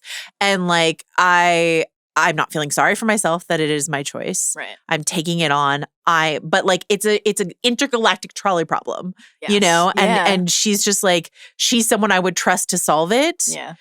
But it's not a decision I would not want to be in charge of those decisions. I love that we get both sides of like Grace asking her and basically saying to her, like, it must be really hard, to ask people to do this thing. She's like, it's not actually, because how can it be hard practically, logically, rationally, if you know what it is for? And it is clearly right and worthy, right? And worthwhile. But when it comes time to tell him, okay, I'm not trying to convince you, actually. I'm explaining to you why the thing that's about to happen is about to happen. She's like she's like quivering, because they have a connection. I agree. Like, I thought that the chemistry between them was really electric. And again, even though I know how the story goes, when I was watching them out on the deck before we watch her sing, and then watching him watch her sing, I'm like, are they about to fuck? Absolutely, so good. But it's more about like, I mean, it's the sexual, and that's commented on in the book. This their connection. Yes, is a sexual draw there. Yes, is the same thing there for them that is there for the other members of the crew? Or like, okay, well, we are like the only people who understand this thing that we're a part of, and also it's maybe all about to be over, either if you're on that ship or if you're not, because who knows if it's going to fucking work, right? Like, connect and love each other while you can. Yeah. But there is like a respect and an admiration that they feel for each other. Yeah. And so that's just, I think, really beautifully, wonderfully captured. And it makes the idea of sacrifice. Like, sacrifice is always more effective when it's presented to us as something that we understand to be true tangibly. Like, it's interesting as a concept when it's an abstract, but this is a person she has grown to care about. And she has to say, I'm not giving you a choice in this actually at all. I'd like you to make a certain choice, but if you don't, doesn't matter. Yeah. You're going anyway, right? We have to feel what that means for her, and we do. And we have to feel what it means for him on the other side of it. And then to watch him piece this together and understand this thing about himself, this is just incredible. And like Gosling on the other side of those moments, conveying such a sense of like terror and despair, but then later shame and no question. Like, something that we were trying to explain to Sean that I don't think is like quite clear in the movie is the way in which these flashbacks are coming to him in real time as you're watching it. Yeah, that he is remembering what happened in real time. So the flashback that reveals that it was not his choice to go on the Hail Mary is something that he is learning for the first time in that moment. So like earlier. Right. When they're talking about bravery or all this other stuff like that, like he has to assume he signed up for this mission. Yeah. And to find out via excavation of his own memories, which is, again, I don't think the movie quite nails that sort of idea. When we see him sort of hunched over himself, that's him processing like, oh God, oh no, this is who I am. Yes. I'm someone who is too afraid to do the thing that was asked of me. Yes. And it's so impactful. The Sign of the Times karaoke, not just because I love a musical moment, but just sort of their shared conversation without language, like similar to Rocky and Ryland, like this just sort of like conversation of looks that they have. Apparently it was Gosling's idea that she sing because the actress herself likes to sing, and she said she would only do it if she could sing Sign of the Times. So like she picked no notes the for Harry anyone. note. Like she picked the Harry song, great. That conversation they have, that's my favorite, but my second favorite moment of the movie, and I cried both times, is when Carl says, "You know who you are." You are. Yeah. Right as Grace is passing out. You know who you are. Yeah. And like, you might not believe in yourself, but I believe in you. Strat believes in you, that you can do this. Man. And it's just like, to have someone tell you that. I know. Dude, and like then you think about the whiteboard. Not just like, I know who you are. You know who you are. Know who you are. It is in there. It's in there. And like then you think of the moment where, so Gosling wakes up on the ship. Yeah. Right? This great physical comedy stuff. flippity flopping around. Really good. Really good. The set design is incredible. The costume design is incredible. Like all of the production elements are wonderful. His performance is hysterical. Wig watch, incredible. Wig watch, go. My goodness. Beard watch. It's very satisfying when he cuts through the beard. But like, so in the text, here it's clear he doesn't know what's going on or who he is. In the text, it's like those triggers to the memory. It starts quite memorably where he's pulling and he's falling and the catheter rips out of his penis. Yes. And there is a trail of blood across the floor and the red line triggers the Petrova line memory.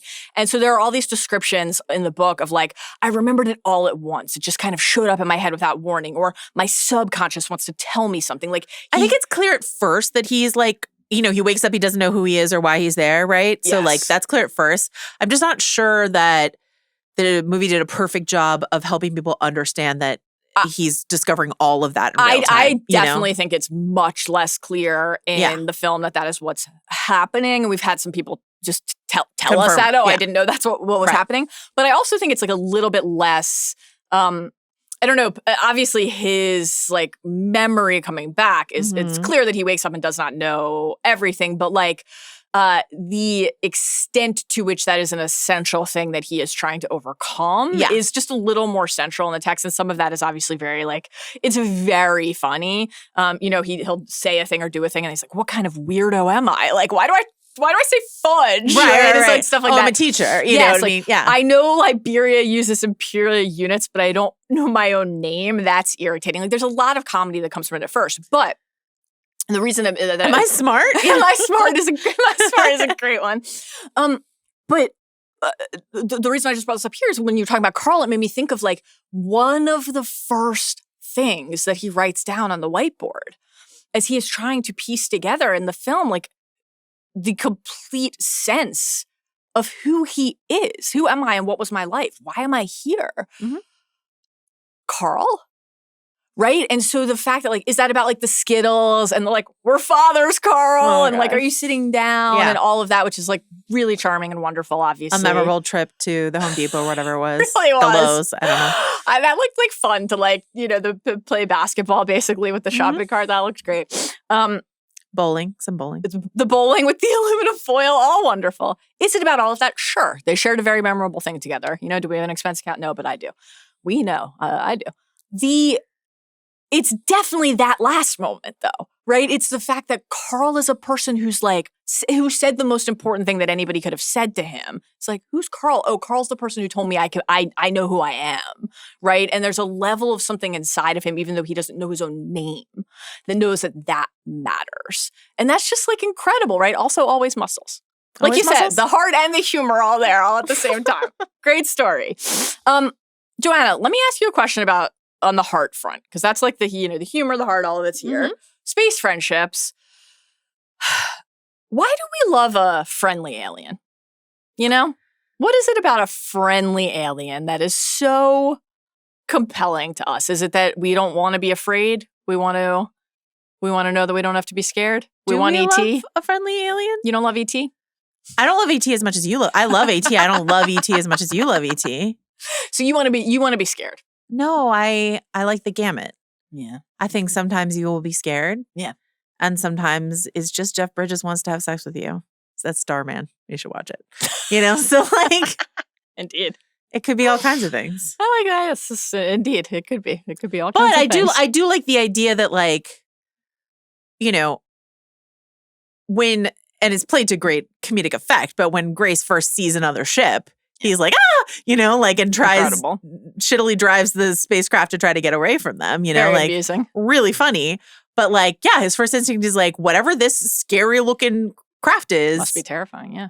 They're here to hurt me, and then the lesson is like, no, and you have to learn to trust this person via taking your helmet off or whatever, going down the thing, opening the canister that has been sent Incredible to you, stuff. all that stuff is played for laughs, but it's also just sort of like, he's fearful. And then it's just, and then like, it's a huge, both times we saw it, it's a huge jump scare when Rocky first, like his little hand, like first shows up in that one little window in the rock wall. You know what I mean? Is like, everyone here is like, and it's like played for fright, but like, I mean, Rocky's incredible, but like, yeah, you want to believe. It would be lovely to believe that if we met intelligent life in the universe, it wouldn't be what Strat describes, which is not just like the U.S. superpower and it's like militarily inferior neighbors, China or whatever. It's like this planet and their intellectually inferior neighbors, Earth. You know, would we be conquered? Would we be colonized? Would we be decimated? Right. Like, what would we be? Right. So, what if we could work together? Well, we got to talk to Andy about this, and this is obviously not just present in this story.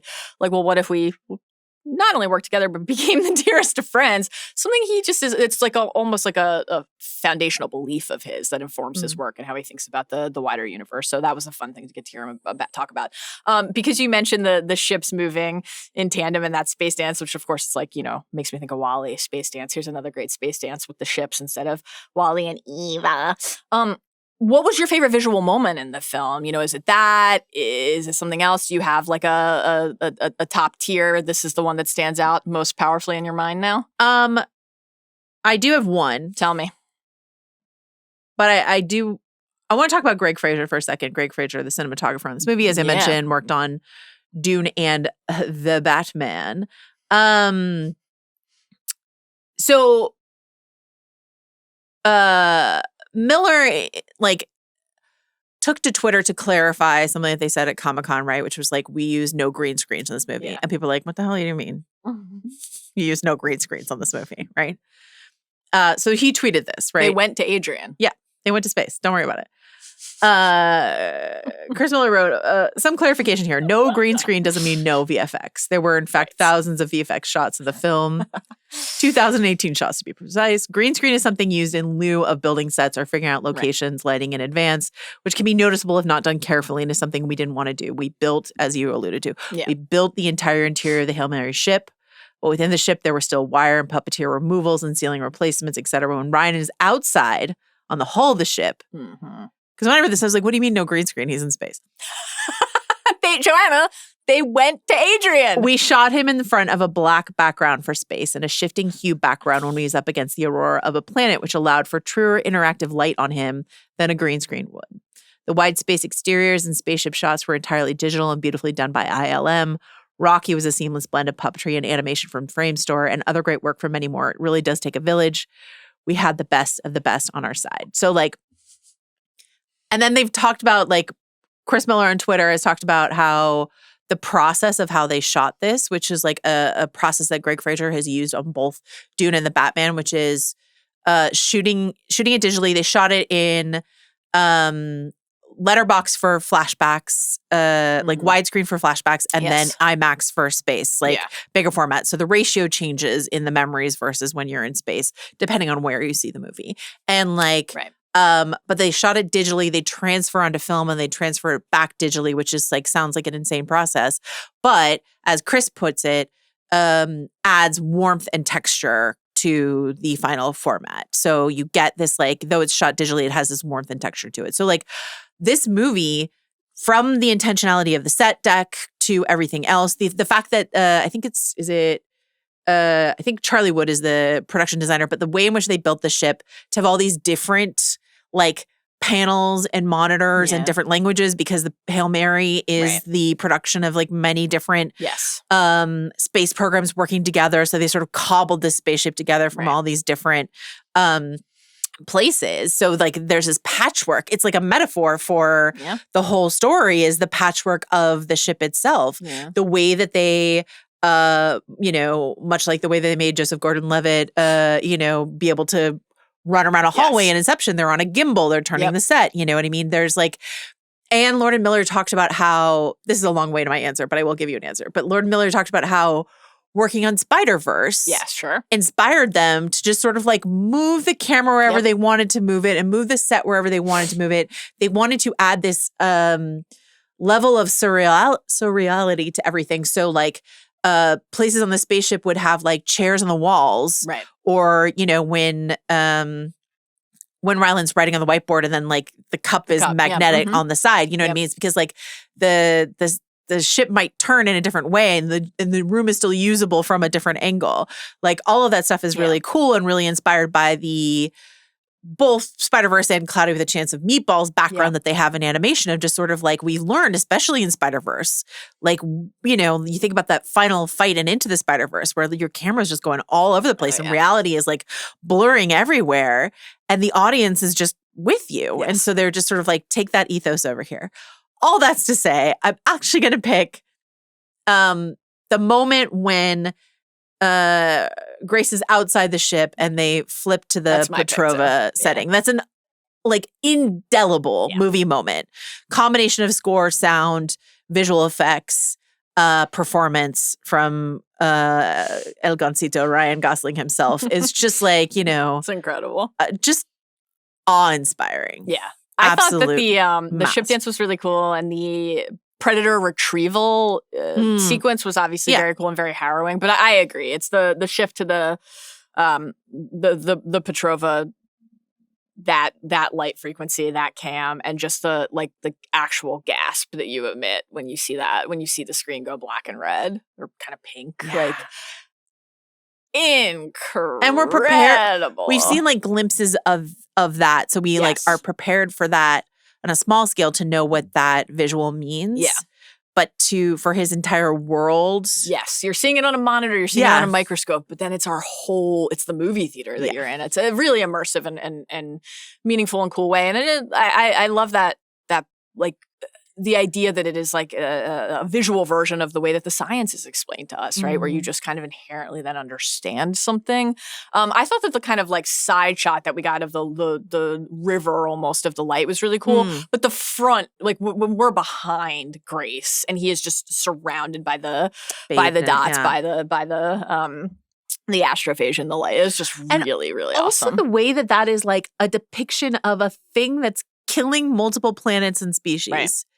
Well, you know, like it's the astrophage. That's what it is. And it's beautiful. Yeah. I mean, there's like an annihilation kind of quality to that, right? Where something that is like so haunting and disturbing and is tearing people and places apart is like, what if it were beautiful flowers or like coral reefs, you know? And the idea that nature is astonishing in both its beauty and its terror, right? And like, I mean, you know,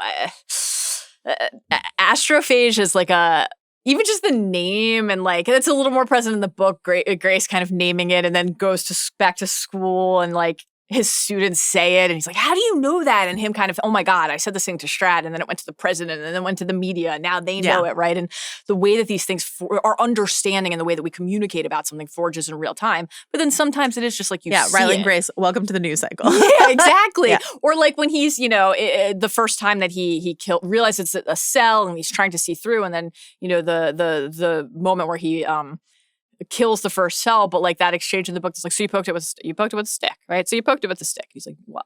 Yeah. You know, it was great. It's just wonderful. And it took you that long to figure out to poke it with a stick. Yeah. We talked about the flashbacks already in terms of just what they kind of unlock structurally.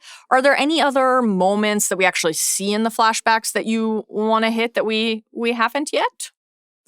I don't think so. I think they kept it like really nimble, really legible about what was going on. I think if I had I guess I've already critiqued it slightly, but I will just say our favorite, Ken Leung, is here. Barely.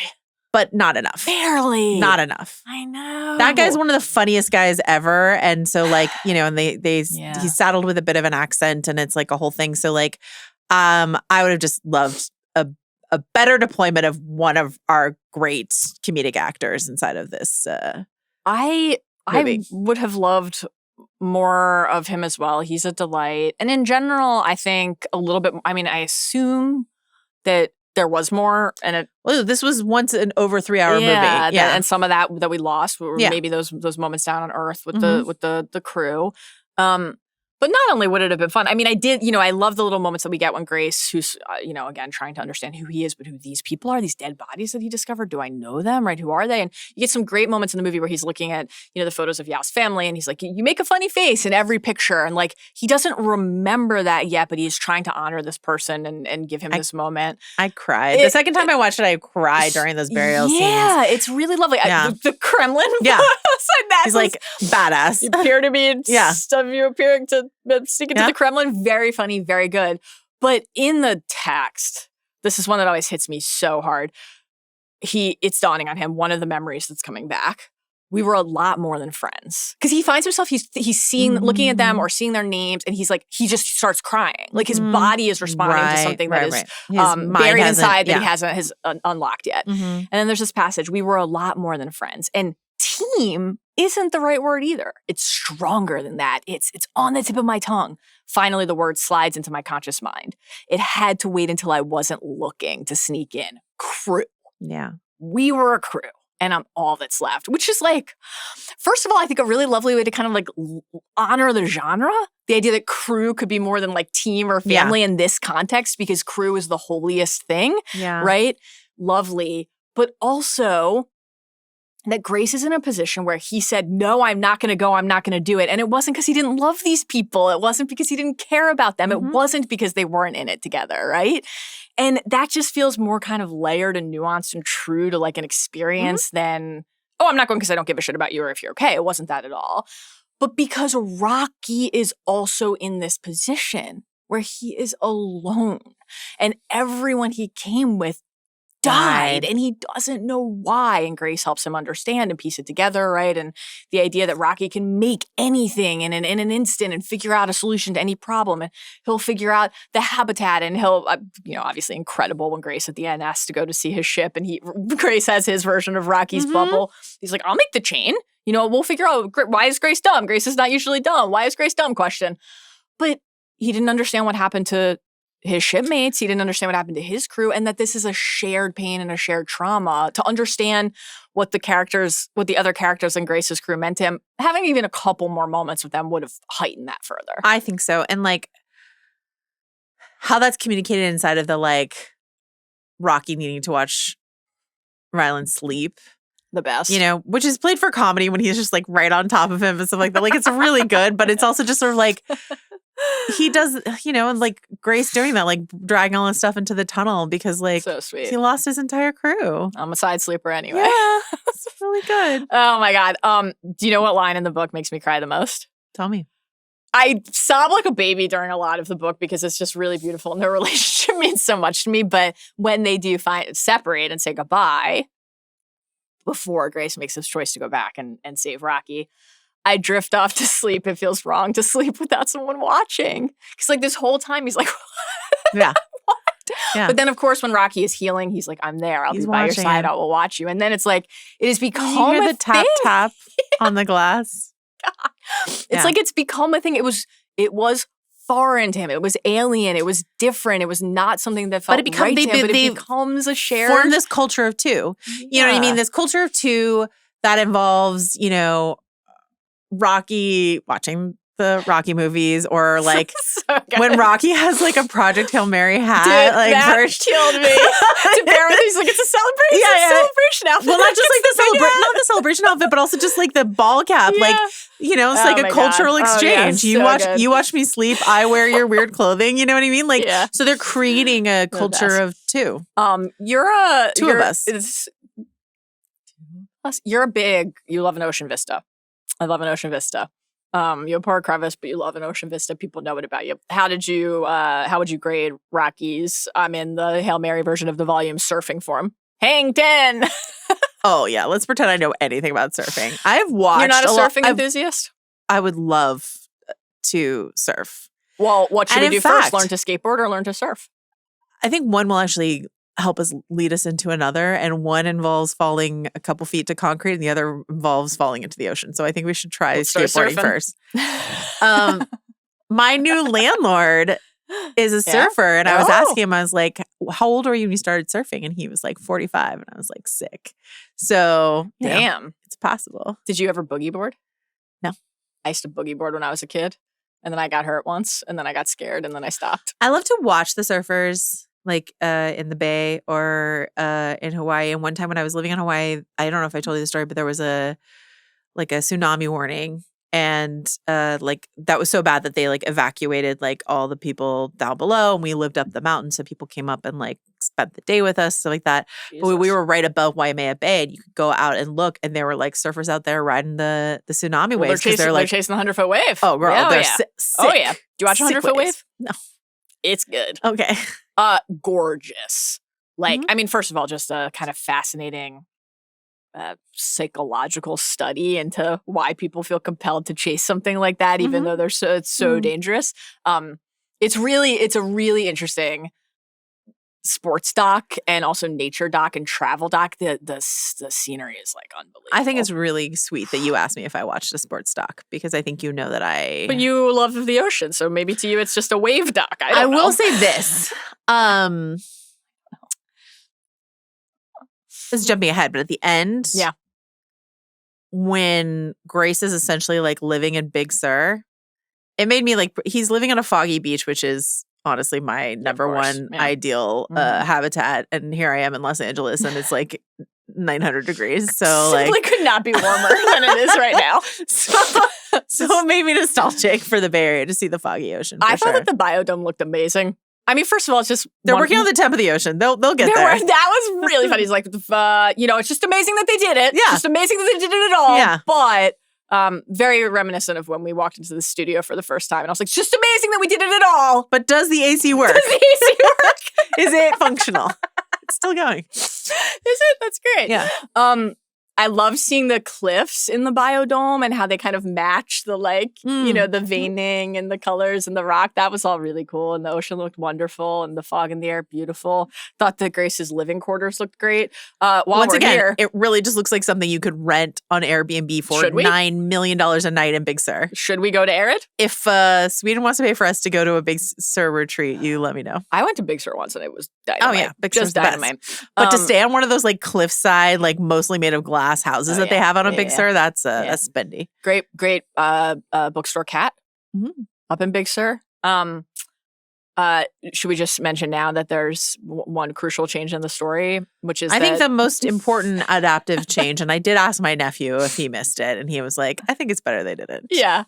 So Riley and Grace, they've made an atmosphere in which he can function. So he goes to save Rocky. Yep.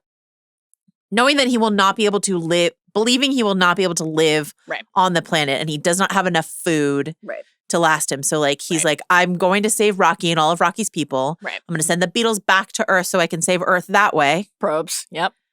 Probes. Jeff Probes. And then I'll go save Rocky so we can save Arid, but not I'll save the Shire, but not for me. Right? Like he doesn't get to do it. And it has been saved. They figure out a Big Sur habitat for him, and then in order to solve the food problem, got to make some man burgers. They clone his flesh and make him burgers out of human flesh. I called them me burgers or whatever, and my nephew's like, actually, I mean, it's just cloned meat. I was like, sure, but that's still fundamentally a burger of you, Mallory Rubin. Here we go. Yeah. If you had to survive, and the only way for you to survive to get the protein that you need, is for your Iridian friends to clone meat and make it into a burger. Yeah. I'm just going to assume that you're going to do it. You're going to eat the burger to survive. Yeah. Would you rather it's me meat, you meat, or me meat? Mallory burgers or Joanna burgers? Could we do both for some variety? Yeah. Well, or maybe Tuesday night. 60-40? Oh, okay. It's just a sloppy Joe night. And please, don't say sloppy Joe. I resent it.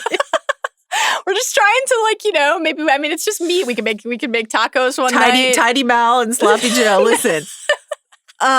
Messy Mal. There we go.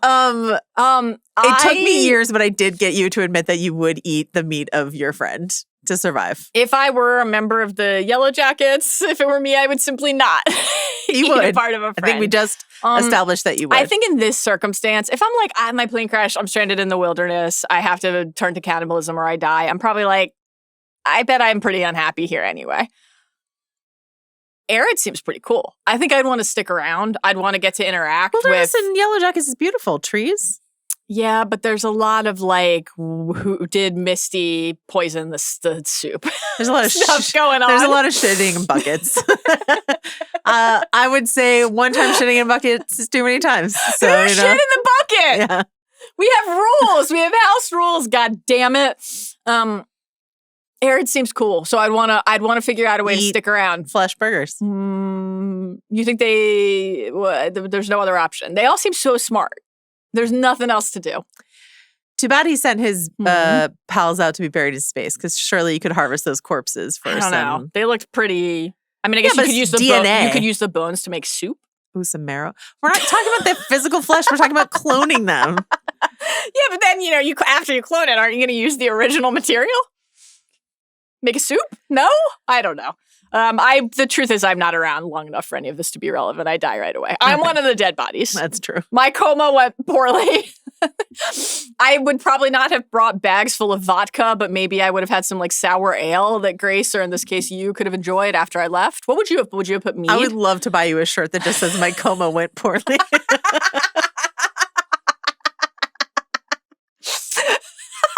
Mallory Rubin, my coma went poorly. I think we all know. My coma went poorly. Yeah. What haven't we hit on the Rocky Grace team up that we want to discuss? Anything else on the design front? We talked about, I guess, the ship in the tunnel, the Xenonite, the way that was all rendered on screen. So cool. Just astonishing. And we should say that when we went to Comic-Con, your first Comic-Con, we were in Hall H.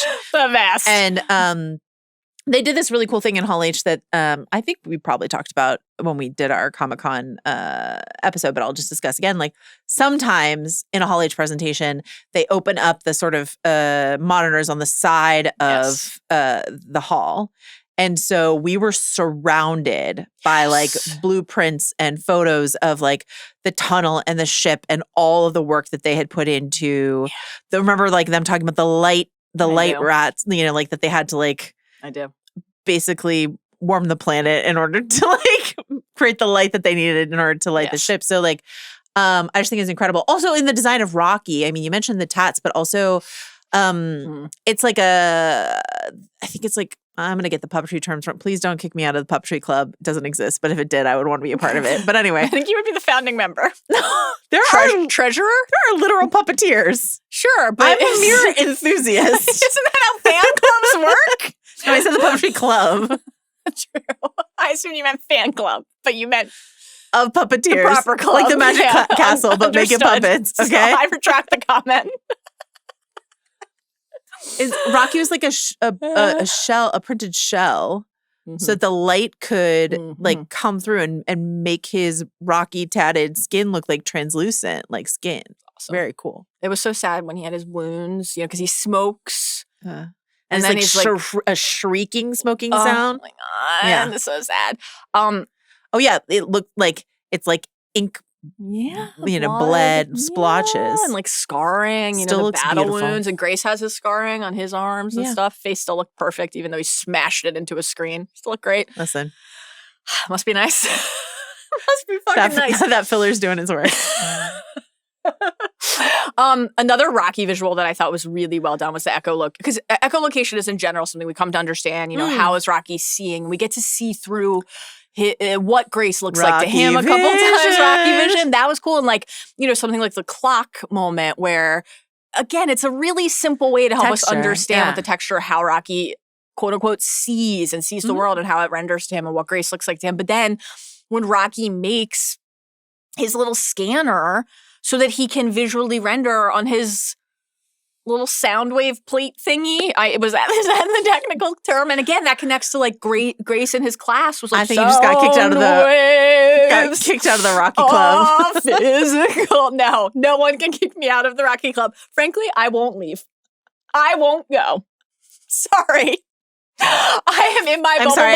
I interrupted you doing sound waves. Sound waves. Why do your hands have to do this? Physical. I'm not getting much sleep lately. Blips, early blip bit, that was great. With the first blip coming really fast. And then it's like, oh my God, it's going to be a bomb. Yeah. Just like, bing. It's like, oh, I guess, Mary, we both have egg on our face. That was so funny. And then Blip C comes much more slowly. And he's like, why is it so slow? He thinks I'm dumb. Which... Incredible. What else? Let's see. On the learning to communicate front, do you think they should have gone with Meryl Streep's voice? Would you have chosen Meryl Streep's voice for Bug if you were choosing a voice for your cat? What would you do? Would you have gone with the French voice? Meryl's voice is much too warm for my incredibly mean cat. I'm going to meet I'm going to meet Bug. And Bug's going to be very mean to you. We'll see. I love her. She's nice to me except for when she bites and scratches me, but she's really mean to everyone else. But if anyone, as I said to you already, if anyone can charm my cat, it's you. I don't want to put too much pressure on the meeting, but I'm cautiously optimistic. We'll see how it goes. And I wish you luck. I wish you good fortune in the Grey Wars to come. Thank you. Yeah, Chris's favorite Thrones moment. There you go. It's wild that my first association now with that reference is Chris Ryan. I don't know why. He's an enthusiast. He is. What else? Let's see. Oh, you know what else I loved? The kind of like, because they're bonding, right? And they have this shared pursuit and this shared purpose. So there's the mission aspect. There's a genuine affection and enthusiasm. There's the comedy. There's all of it. I got a real kick out of the new roommates, like, getting a little tired of each other's sequence where Grace the is like real world confessional. The confessional. Is incredibly good. You can hear this. Yeah. You can hear this. Who is Grace talking to? This just killed me. That was great. Yeah. And then the choices they both make. You know, the fact that Grace has kept something from him, which is, I'm not going home. And Rocky is despondent because he loves Grace. They have become friends. He doesn't want him to die. And he says, you know, like with his, he couldn't fix what happened to his crew. Can fix this, right? Can fix. It's just like it hits so hard. When his like little hand comes up to like flip the switch that oh my God. Rylan like just could not reach. Oh my God. Sweet little Rocky and his little limbs. Here's a quote from James Ortiz, which very much underlines what you said about these divided times, right? Mm-hmm. We are craving stories about connection, about seeing past differences, and also things that are full of love and color. There's a reason why those things have existed for such a long time, and that's something that I'm going to try to keep chasing.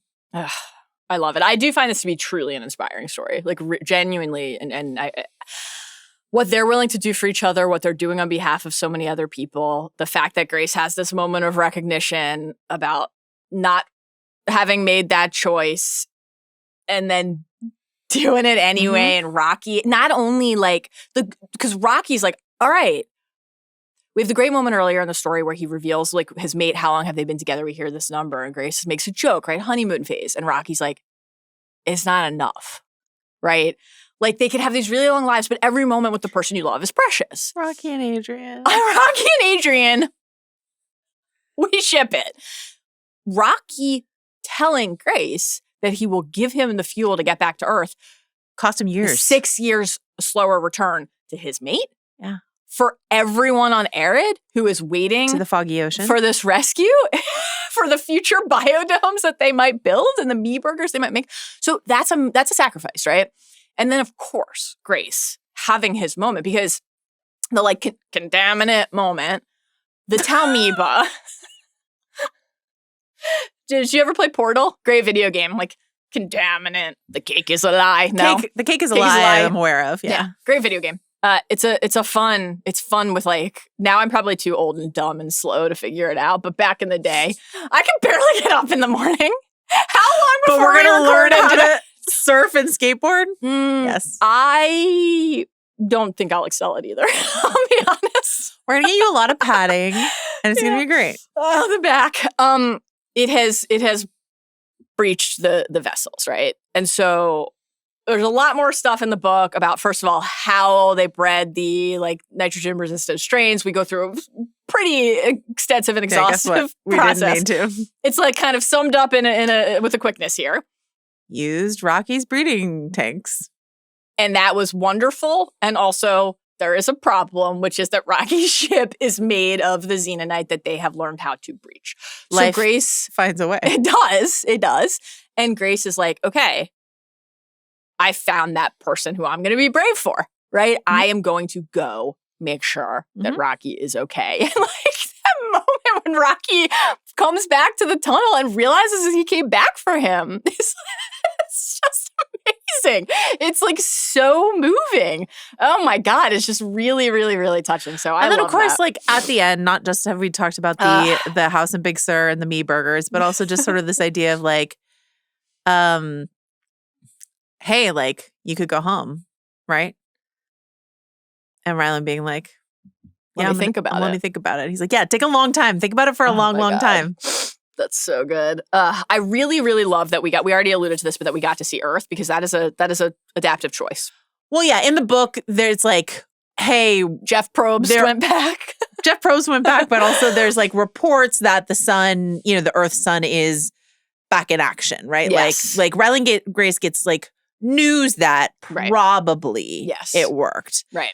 But we're not seeing the reality of Strat on in the frozen ocean. Yeah. Like how bad it got before this information came back and how long it took based on her fairly well done old age makeup and looked great. Wig watch. Yeah. Looked sensational. Nice way to show us that time has passed, both the planet and on the person. And you get a little bit of a End of Sunshine-esque, spoilers, like the brightening of the sun, visual, which is nice. But like, I just loved getting to see, not only just to know definitively and but to see her receive this, right? To see her watch these logs and like know that they got to see Rocky is really cool, but also like the pride, like that Grace did it. And like she made the right choice. Yeah. He was the right person. Exactly. That little figurine that is of him that she now has, this like little Xenonite. Fellow merch lover. Strat. Rocky, because who made the puppet? Fellow puppet lover. I mean, we knew Rocky was the best, but damn. But also Strat loves merch, apparently, because she put that Funko Pop right on her dashboard. She did. She's got her Ryland Grace Funko. She really did. Anything else that we haven't hit before we get to our interview with Andy Weir? Let's get to Andy. Okay, let's get to it. Our conversation with Project Hail Mary author, Andy Weir. We're here with Andy Weir. What a thrill, what a treat, what a joy. What a thrill. Exactly. We don't even need sound treatment now on the podcast. We're ready to go. We're very excited to have you here. We are huge fans of your work, of the film adaptations, of the worlds and the characters. We have a lot we want to get to today. Wanted to start with hope. Connection. What a concept. Let's start with the small, easy stuff. Sci-fi, great sci-fi, can often be a lens into an eternal experience, a moment in time. And the Rocky Grace connection is such a wonderful beacon of hope. And I think especially right now, for people who've read the book, for people who are going to be coming to the story for the first time through the film, in a moment that is like very defined by division, it is really a beacon and a reminder of how looking past differences and forging a bond and finding a connection with somebody who might be different from you can literally save the world. I think it is like incredibly inspiring, and I think it's going to be like a real source of inspiration for people who see the movie. So I'm wondering how, when you were crafting the story in the first place, like how much was the desire to center that kind of lesson and that kind of message part of the thrust of the story you wanted to tell? How much of that emerged in real time? What do you hope people carry with them after they read the book or see the film in that respect? Well, I wasn't really trying to push any specific idea or agenda or anything like that. When I write, I never have like an overarching moral or ideal behind it. I'm not trying to teach you anything other than maybe a little bit of science. I'm not trying to change your mind on any political issues. Right. I'm not trying to affect you or make you think about anything in the real world. I want you, when people are reading my book, I want them to be able to escape reality for a little bit. And when you're done, all I want you to do is put the book away and say, that was fun. That was a good use of my time. That was fun. Yeah. So there's no real overarching theme or secret message here. But I will be the first to admit I'm a bit of a Pollyanna. Mm-hmm. I have a very high opinion of humanity and human nature. I think we are an inherently good people. And I do think that the default state of humanity is cooperation, collaboration, and getting along. Yeah. And it's very easy to get a negative view when you look at the news or whatever, because you see all this negativity, all these bad things happening. But just remember, when you're watching that, the bad things are on the news because bad things are newsworthy. They are rare. You don't report things that happen 1,000 million times a day. That's not news. So if somebody trips at an intersection and breaks their leg in a city, and 7 or 8 people gather around, pull them out of the road, call 911, wait for an ambulance, maybe get the guy some water, ask if there's any relatives they can call. A bunch of strangers will come together and help that person. And you're not going to see that on the news because it's so overwhelmingly expected and ordinary for people to do that it doesn't even register.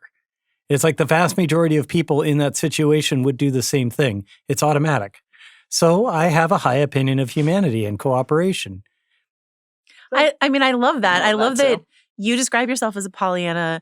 Ryland Grace describes himself as an optimist inside of this book. So I'm curious.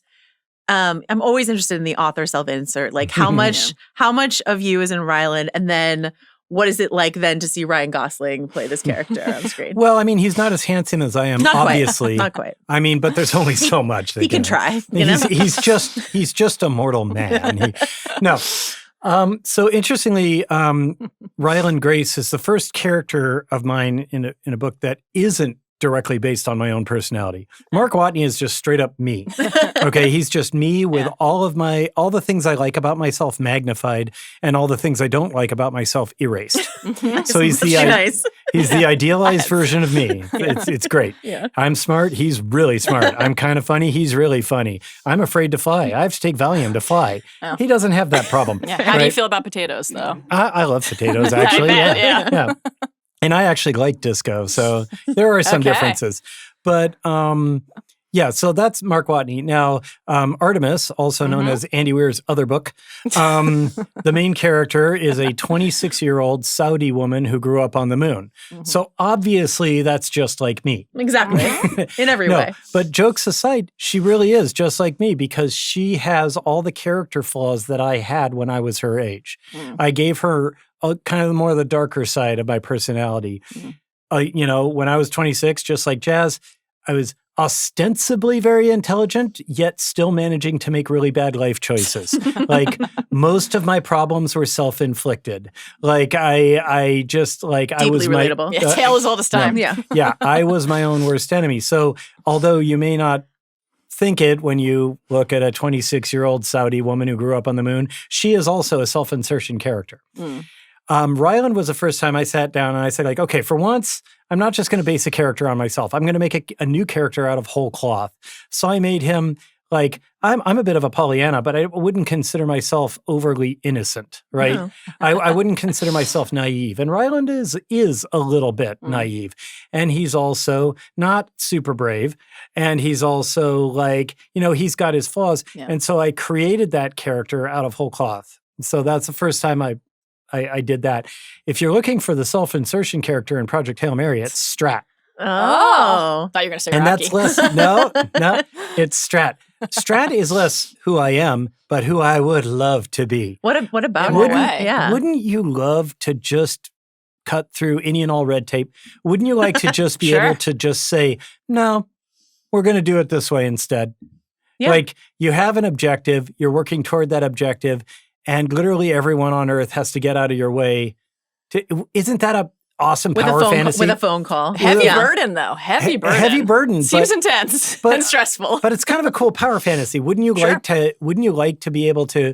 And also, she has the luxury, in my opinion, of having an absolute clarity of morality. She's like, this isn't something that is like really you maybe feel one way, feel another way. She's like, my job is to save humanity from extinction. Right.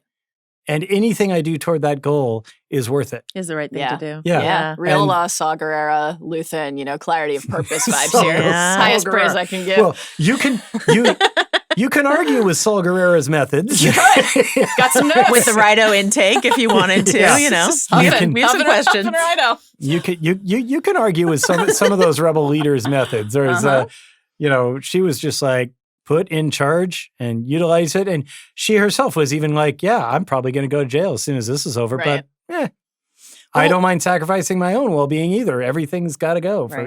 You mentioned the morality, the sense of morality that Strat possesses. You mentioned when describing Grace a moment ago, the aspect of bravery and how that's obviously a key part of his journey. That was something that we wanted to ask you about as well, because, I think the realization in the book, in the film, for the reader or viewer, but also for Ryland himself, right, is this like dawning recognition of the experience of his own life is coming back into the focus, is an incredibly rich and poignant moment in the story that I think is extremely relatable. Much more relatable to me to be the person who was too afraid to do the big thing, right? And Joe and I are Game of Thrones obsessives. We talk a lot about one of our favorite lines from the first novel, A Game of Thrones, Bran and Ned. Can a man be brave if he's afraid? That is the only time a man can be brave, right? It's something that we talk about as this like heartbeat of a lot of the characters and the stories that we love. And so I'm, then you build toward this moment where Rocky is in peril. I just love Rocky so much. We were talking about this for a while, how stressful that part of the book is. Yeah. And so you build so authentically. Good. That's good. You build so authentically toward this moment when Grace decides to go help his friend. It's so earned. And you understand why he is ready to make a sacrifice that he wasn't ready to make before, right? And I'm curious why it felt important to show us a main character who in many respects objectively is a hero, a savior, the person who is going to ensure that humanity can carry on through the lens of cowardice. I just love that. Well, that was the core concept I came up with for his personality. And when you look back at all of his life, you see that his kind of fears and anxieties have driven most of his life decisions. He retreated from academia to the safety of like being a middle school teacher. None of his kids are going to like challenge him intellectually, right? He gets to be the cool, kind of worshipped, cool guy teacher. And, that's a comfortable spot for him. And and I mean, that's much more in line with who I kind of empathize with than the fearless hero. I'm the fearful hero. It's funny because when I wrote the book, I thought to myself, I was like, I would never be willing to sacrifice myself to save the world. I'd really want someone to do it, but not me. Someone else. Right. Someone should do this. Someone should definitely do this. Someone who is not me should do this. Happy to show up to some meetings. Love a brainstorm. No bad idea to brainstorm. But what's weird is in the intervening time, my wife and I have had a kid. And so now I have a little boy. He's 4 years old. And now I'm like, okay, I would die to save the world because he's on it, right? And so it's kind of strange. Just the way that parenthood changes you. That's not really the focus of what we're talking about today, but it was just an interesting side note of just how much it's affected me. I'm like, okay, now if it was like me or nothing and I had to die to save the world, well, then I would. Yeah. Whereas other times I'd be like, can we talk about this? Well, I mean, I love that part of the book, though, where Rylan is thinking about the kids in his class and their future, even though he doesn't have his own like biological kids. Like that future, his emotional investment in those kids seems so important. He cares about his students. Yeah. I wanted to ask you so there's a moment in the film. We're huge fans of the book.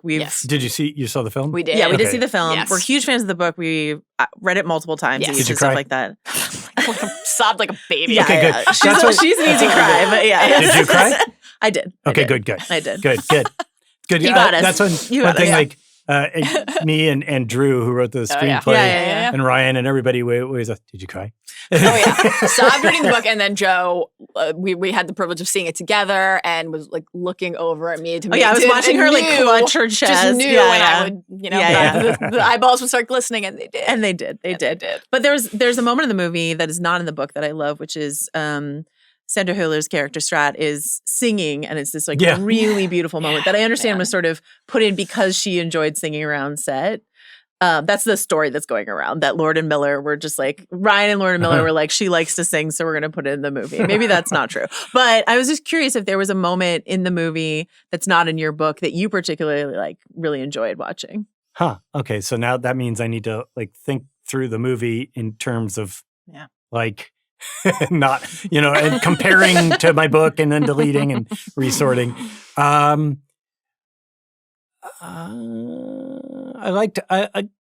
think I liked the stuff where Ryland, shortly after he wakes up and he still doesn't really know what he's supposed to do. Yeah. And he's like dancing around with a mop. Yeah. Stuff like that. So that wasn't in the book. And that was actually just Ryan. Ryan came up with that. Oh, really? Yeah, he literally went, like, while we were shooting those scenes, he literally went and got like a mop from the corner of the sound stage and dressed it up, and we called her Moppy Ringwald. And Sensational. No Incredible. notes. Incredible. Genuinely no notes. so that's Moppy Ringwald. Rocky. Yep. One of the great creations in the history of story. Oh, thank you. Genuinely a sincere She's personal being favorite. very sincere. Like, I just love Rocky. We love Rocky. A lot of people at the Ringer, our company, love Rocky.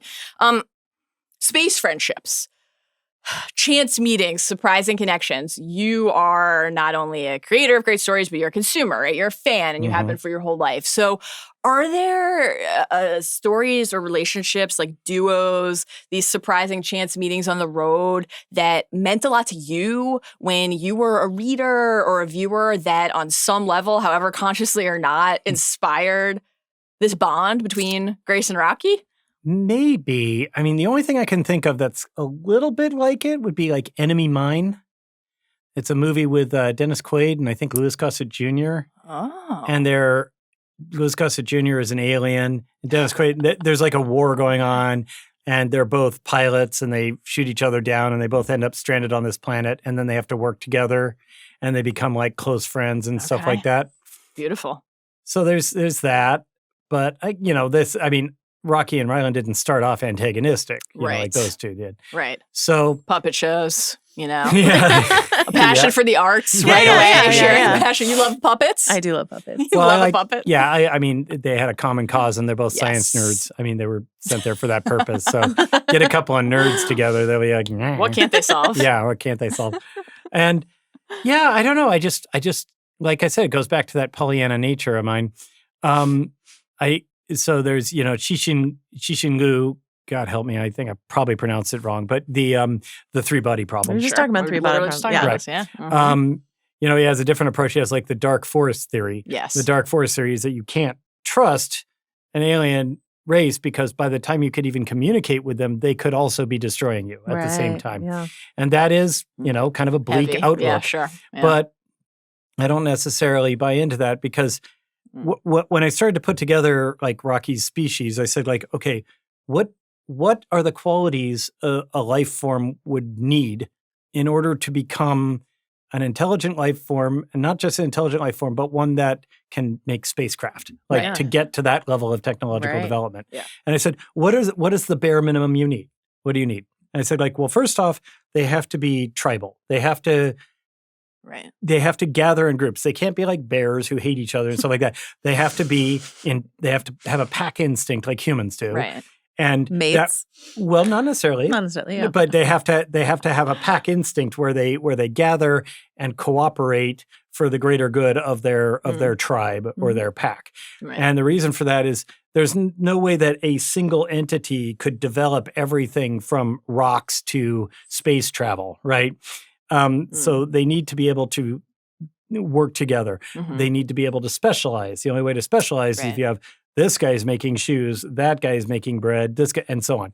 Okay, so you need the concept of a society, or you're not going to be able to do it. Another thing you need is language. Mm-hmm. Absolutely necessary, so you can convey information from one member of the tribe to another. Right. And so that information lives longer than your death.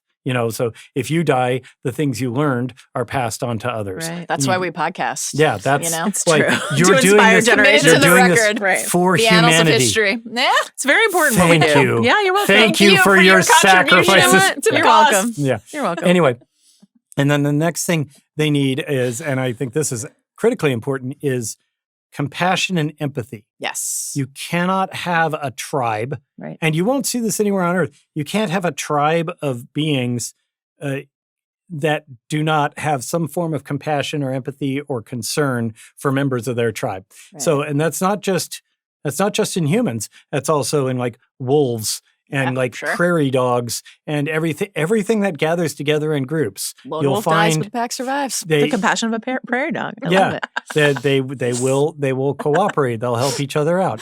And so you need to have that compassion. So now then to get into science, stuff like that, you need to have a certain curiosity and a desire to learn. You need to be able to formulate hypothetical scenarios in your mind and then want to find out what happens. So all these things need to be true in any alien that you might ever meet. because otherwise they wouldn't be out in space. Right. If any of those things are missing. So you have an entity that already has a concept built in of cooperation, collaboration, language, pack instinct, empathy. So that to me means it's more likely that if we ever met an alien, it would be a pleasant affair. I love that. Huh. I That's love a that. compelling argument. I really love that. Me too. You've really brightened my worldview, my galaxy view, honestly. Glad I could help. I'm curious about, obviously you worked with Drew Goddard before on The Martian, and I'm curious what it is about Drew or what it is about Lord and Miller that you feel like they're the right people to adapt your work. And what have they said about this book that you're like, they get it. They really get it. Well, those are different answers, right? Sure. For Drew, it's just, I know, like he proved with The Martian, he gets me. He understands like what I'm going for. We're kind of on the same wavelength. So I felt very confident handing it over to Drew. And when we were, so on The Martian, they just gave me money and told me to go away, and that was fine. But on Project Hail Mary, I'm a producer. Yeah. So I actually had some say on things. And we all agreed we wanted Drew to write the screenplay. Yeah. And he was not available. He was busy working on other projects. Sure. And he was going to be busy for months. So we said, we'll wait. So we put this entire extraordinarily expensive project on hold For Drew Goddard. for just so that we Worth could it. have Drew Yeah. be we didn't have a number 2 on our list of screenwriters. That's awesome. We waited for Drew, and he nailed it as always. So that's like why we all wanted Drew. Now, as for Lord and Miller, they're perfect for it because we have a deuteragonist in this story that is a 5-legged crab rock spider with no face, Right. Yeah. who speaks in whale song. And best. it is absolutely critical that the audience love and empathize with this. And everybody knew from top to bottom, from the very beginning, this movie will live and die on how well we execute Rocky. We were as a nervous. character. Not like unoptimistic, but we were just like, they got to get Rocky. We nail have it. to get Rocky Gotta nail right. it. We Yeah. have to nail it. Yeah. And Lord and Miller, with their history of animation, Mhm. Oh yeah. they know how to do that. They know how to do it. And it's like, you don't need a face to show emotion. That's you just right. need body language. And that's why we had like a crack team of puppeteers. Yeah. That's the other thing is just for anyone out there listening, this is the vast majority, like 99.9% of the scenes where you see Rocky, that's a practical effect. It's incredible. That's not CGI. That is a puppet. It's This amazing. is huge for only you. Times, I love I puppets. love puppets. the only times we ever used CG for Rocky was when it was absolutely impossible to do it with puppeteering. Mm-hmm. Like, if he's moving around in an area where it's impossible to get puppeteers going, or if he's doing Right. something that's impossible. But Right. it's extremely rare for there to be a CG Rocky. It almost never happens. Almost every time you see him Incredible. online, that's puppeteer. There was a crew of 6 puppeteers who had to be in their like ninja outfits, hiding in various places. Some of them underneath the set, some of them up in the ceiling, some of them hanging from wires, like doing all this stuff. Incredible. Parts of Rocky were remote controlled with very advanced servos and stuff like that. It was all amazing. We called them the Rocketeers. And Tough to see someone else living your dream. I as Yeah. the mean, kids really, say. really hard, but also the naming, the Moppy Ringwald and the That's right. Rocketeers. the You're like, Rocketeers, yeah. doing a lot of branding on the set. yeah. I love it. And James Ortiz was Right. the head puppeteer, and now it's been announced that when we originally did did the it, voices. yeah, he did the voice of Yeah, Rocky. yeah. When we originally did it, he was doing all the voice, and we thought we'll probably get like some really well-known performer, Meryl Streep. Meryl Streep. Yeah. Why What a not? wonderful moment. That was actually Meryl Streep, I by the know. way. I mean, Yeah. yeah. Incredible. But we were thinking we'll get some, but then James did such a wonderful performance that we're like, yeah, we're keeping that. Oh, that's great. And awesome. but that enables things that like people don't realize how much actors are part of the creative process. Actors don't just like read the lines and put the appropriate emotion in. They riff. They say like Yeah. they get very, very into the character that they're doing and saying, what wouldn't he say something more like this? Or what if he did something more like that? Wouldn't that Yeah. be more in line with what he's doing? And so there was a lot of back and forth riffing, and you can't do that very well against like a tennis ball on a stick. Sure. Right? Yeah, of But when course. there's Rocky right there moving around, Yeah. like doing things, doing all the body language, the puppeteers are there. James Ortiz can riff with, He's so in good. character with awesome. with Ryan. It's that's why we got like a lot of the magic of their dynamic, because it's two real actors Yeah. playing off each other. And you couldn't just put a voiceover back in and capture that same magic. Well, I mean, we could.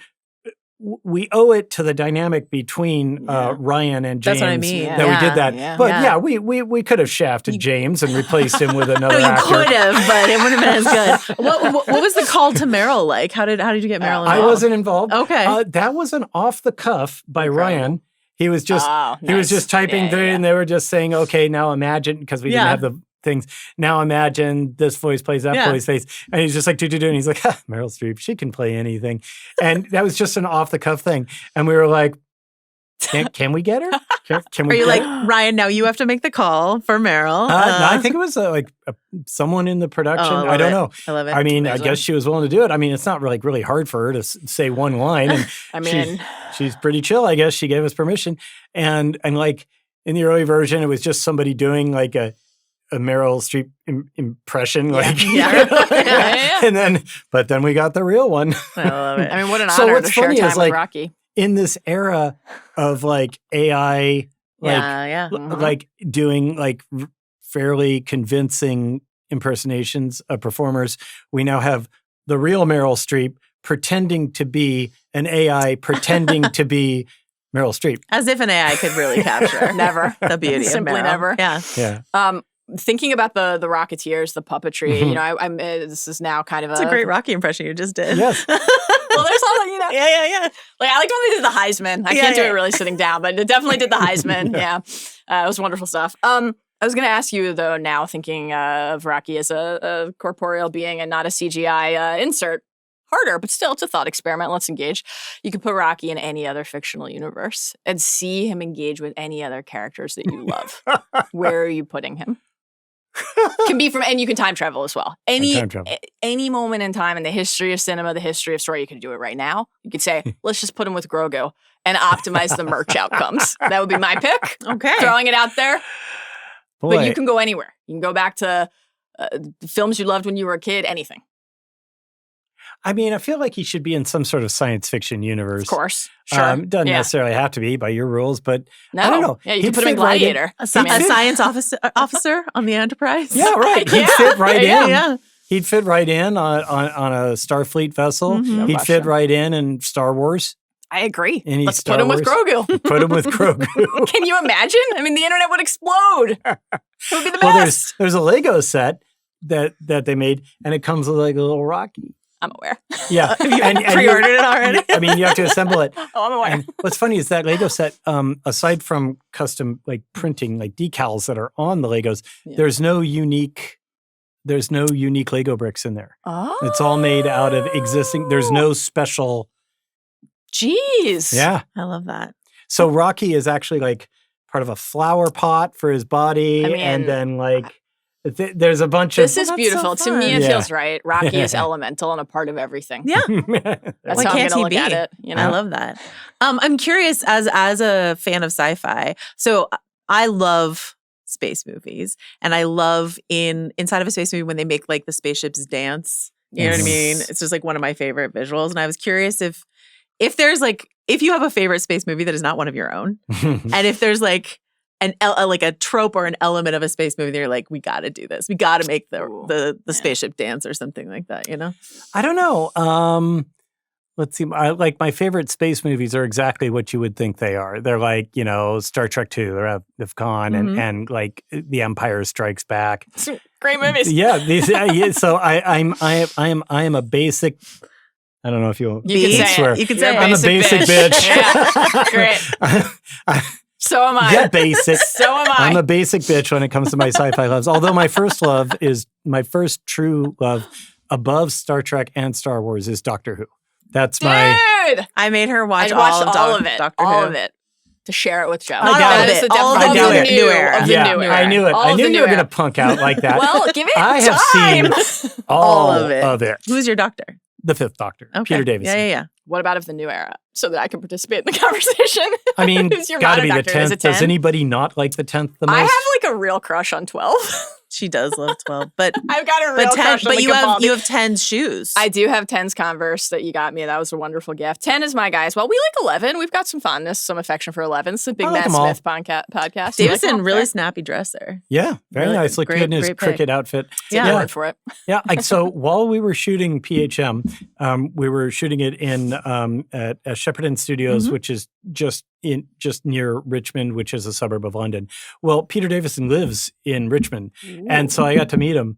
Damn. I just like made it's like my UK editor's friend is his wife, whatever, Oh my just God. some 6 Incredible. degrees to Kevin Bacon kind of thing. Amazing. And 6 degrees to Peter Davison. And I'm like, I would love to buy him a drink or something like that. And so he came just to my hotel and we hung out for like an hour chatting. And Oh my that was God. like, Remarkable.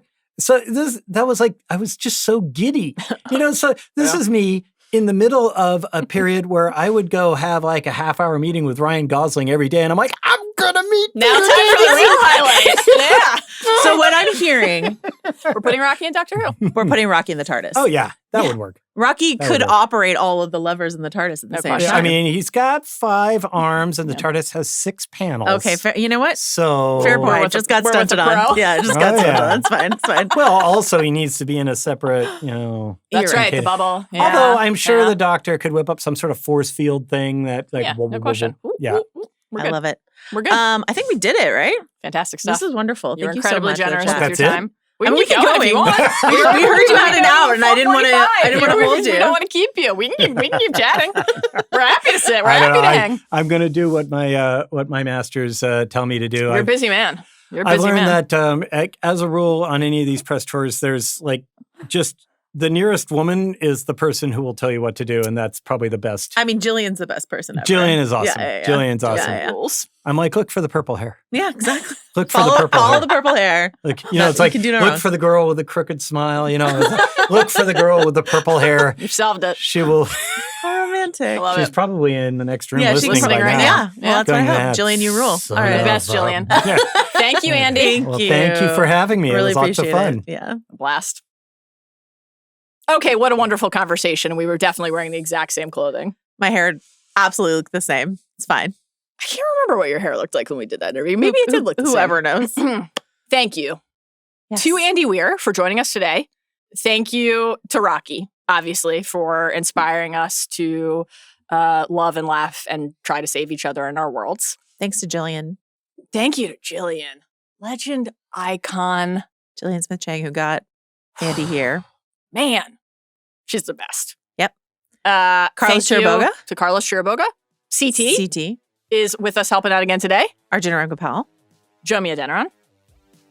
Anyone Amaze. else? Rocky. Amaze. And puppets. Thank you to puppets, most of all.